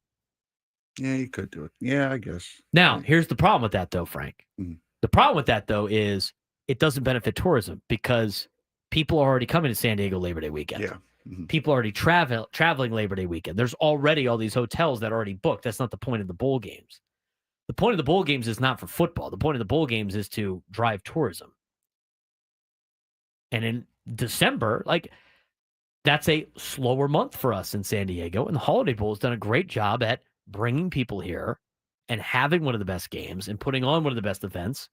And right now, the thing that's difficult is how everything has been playing out in college football, where kids don't want to participate in bowl games. They're opting out of bowl games. They have all these extra games in the playoff, which is great for football, but it's not great for the bowl system that is built on driving tourism to San Diego. So they're doing a great job of trying to think outside the box and trying to continue to fill hotel rooms here in San Diego. That's why they have that new basketball tournament, Rady's Children's, bringing more tourism here to San Diego during Thanksgiving week. They've done a great job with that. And here's the other thing, too. It's a multi-team event for college basketball. Coaches don't want to participate in these 3-4 game events of playing in a tournament. A multi-team event, you play 2 games against ranked opponents. You get to go to San Diego. You don't have to fly to Hawaii. You don't have to, deal with your kids in Vegas. It's a great location. It's going to be one of the best non-conference basketball tournaments there is, or invitationals, MTEs. So when talking about this, I mean, you got to keep all options open for potential finding ways to drive tourism to San Diego, because that's what it's not just the Holiday Bowl. I mean, this is every bowl entity that's not involved with the college football playoff. And if we had the facilities for it, who knows? Maybe we would be hosting college football playoff games. This is why I hate to say I was right, but this is why I said before the stadiums were being built, don't build it small just for one thing. Keep your options open so you can host major events. Don't limit yourself because, San Diego State doesn't need 75,000 seats. A soccer team doesn't need 75,000 seats. Yeah, but guess what does? Major events. Selling yourself short. San Diego's been doing that for years. That's why we have the airport that we have. Thank God we got an upgraded terminal. It's one runway, but you know what? It looks pretty when you're landing. Awful decisions sometimes from our city. 833-288-0973, 833-288-0973. When we come back, Tom Doyle on back's going to join us about a big event that's going on down in the South Bay. That involves pickleball and some other things that's coming up on November 14th. We'll get you an update on what that is, and we'll finish up with, if we got any more information on Albert Pujols and his situation with his interview today with the Padres. Keep you updated. Braden Surprenant Show, final segment when we come back. San Diego's #1 sports station, 97 through the Fan.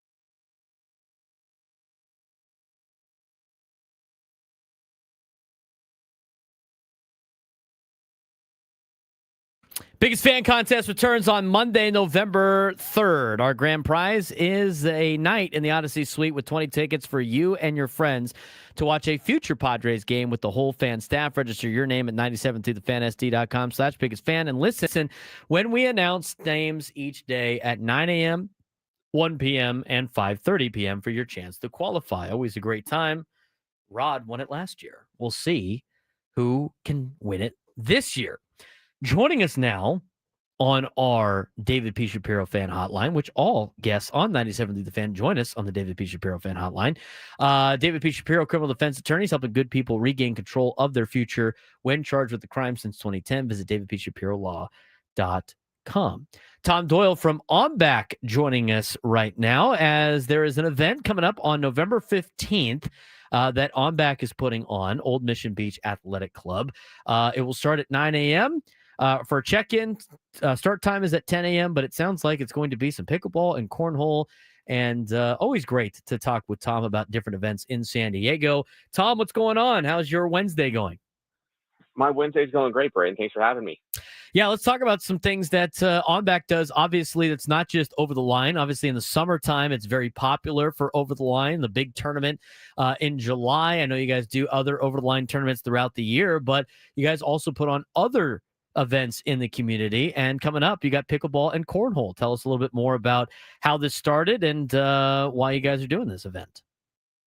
Absolutely. So the main thing that everyone knows from us is our World Championship over the line tournament in the summer, and that's our main fundraiser that we have as a club to help us put money towards our charitable efforts. You know, we work with Rady Children's Hospital, Armed Services YMCA.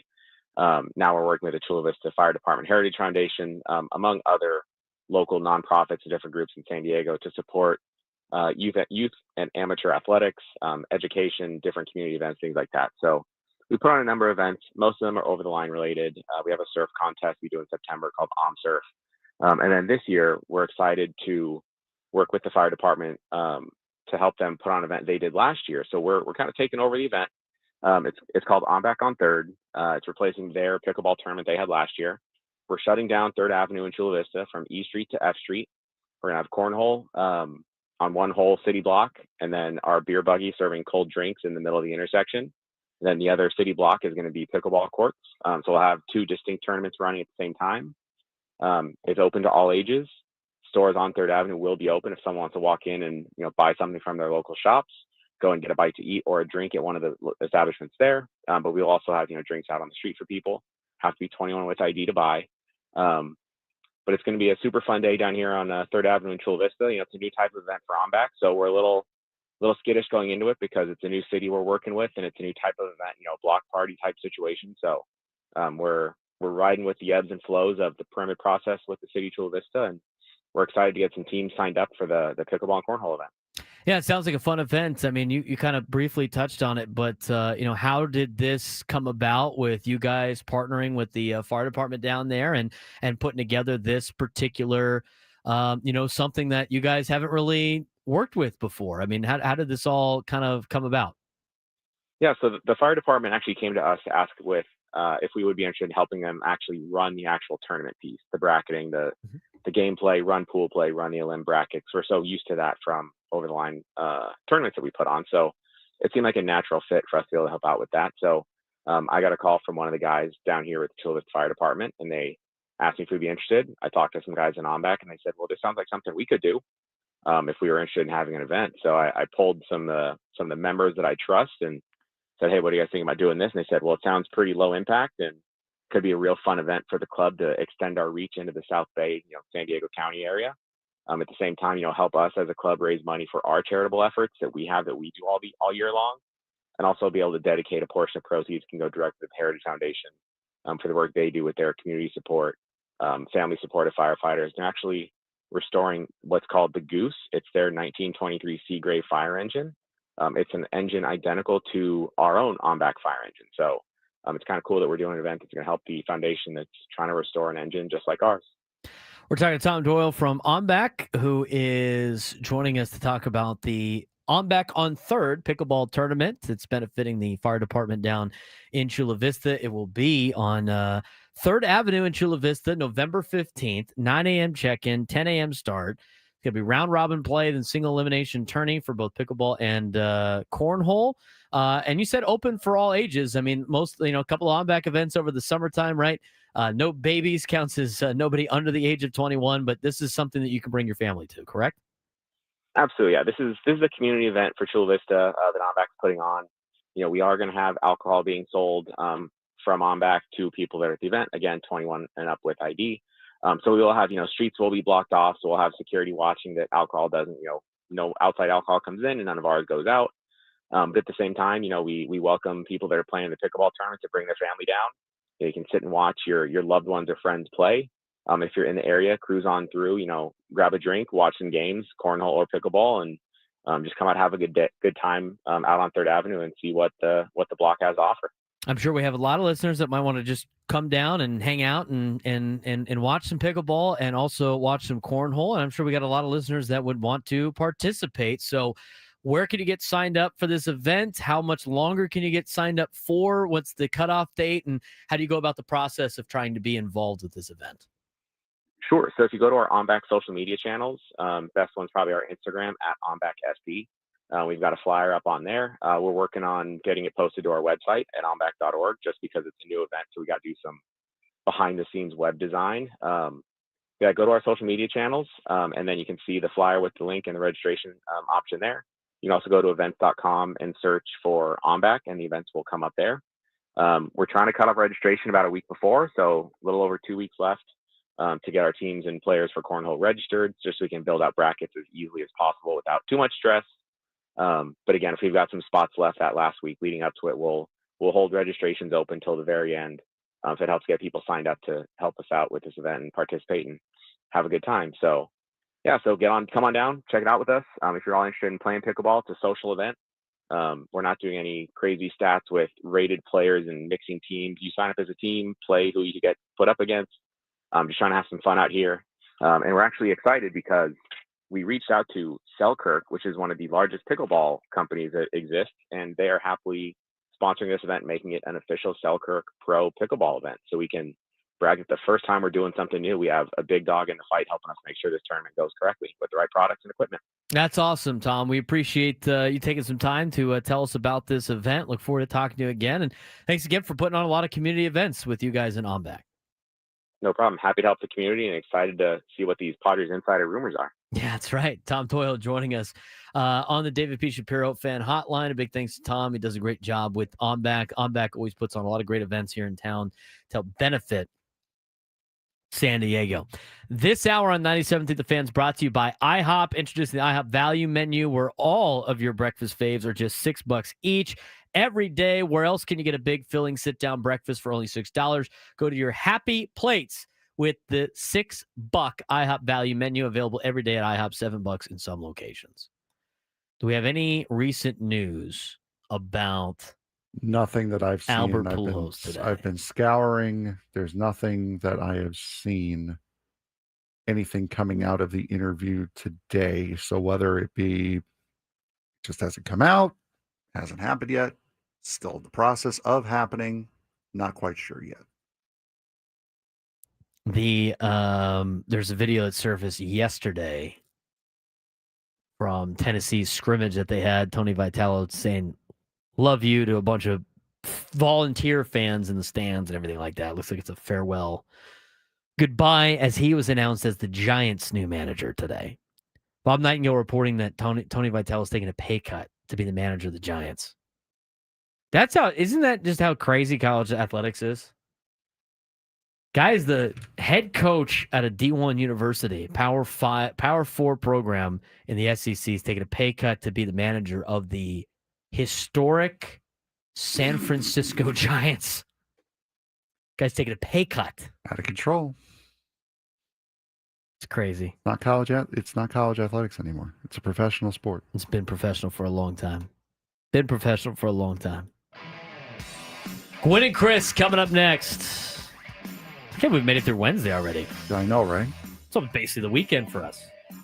Coming up tomorrow's show, Skyler, Eddie Brown, the usual football stuff, getting ready for the weekend in professional sports. World Series is on Friday. Still got a lot to get to this week. He's Frank Marchese. I'm Braden Surprenant. Signing off. We'll talk to you guys tomorrow on San Diego's #1 sports station, 97 to the Fan.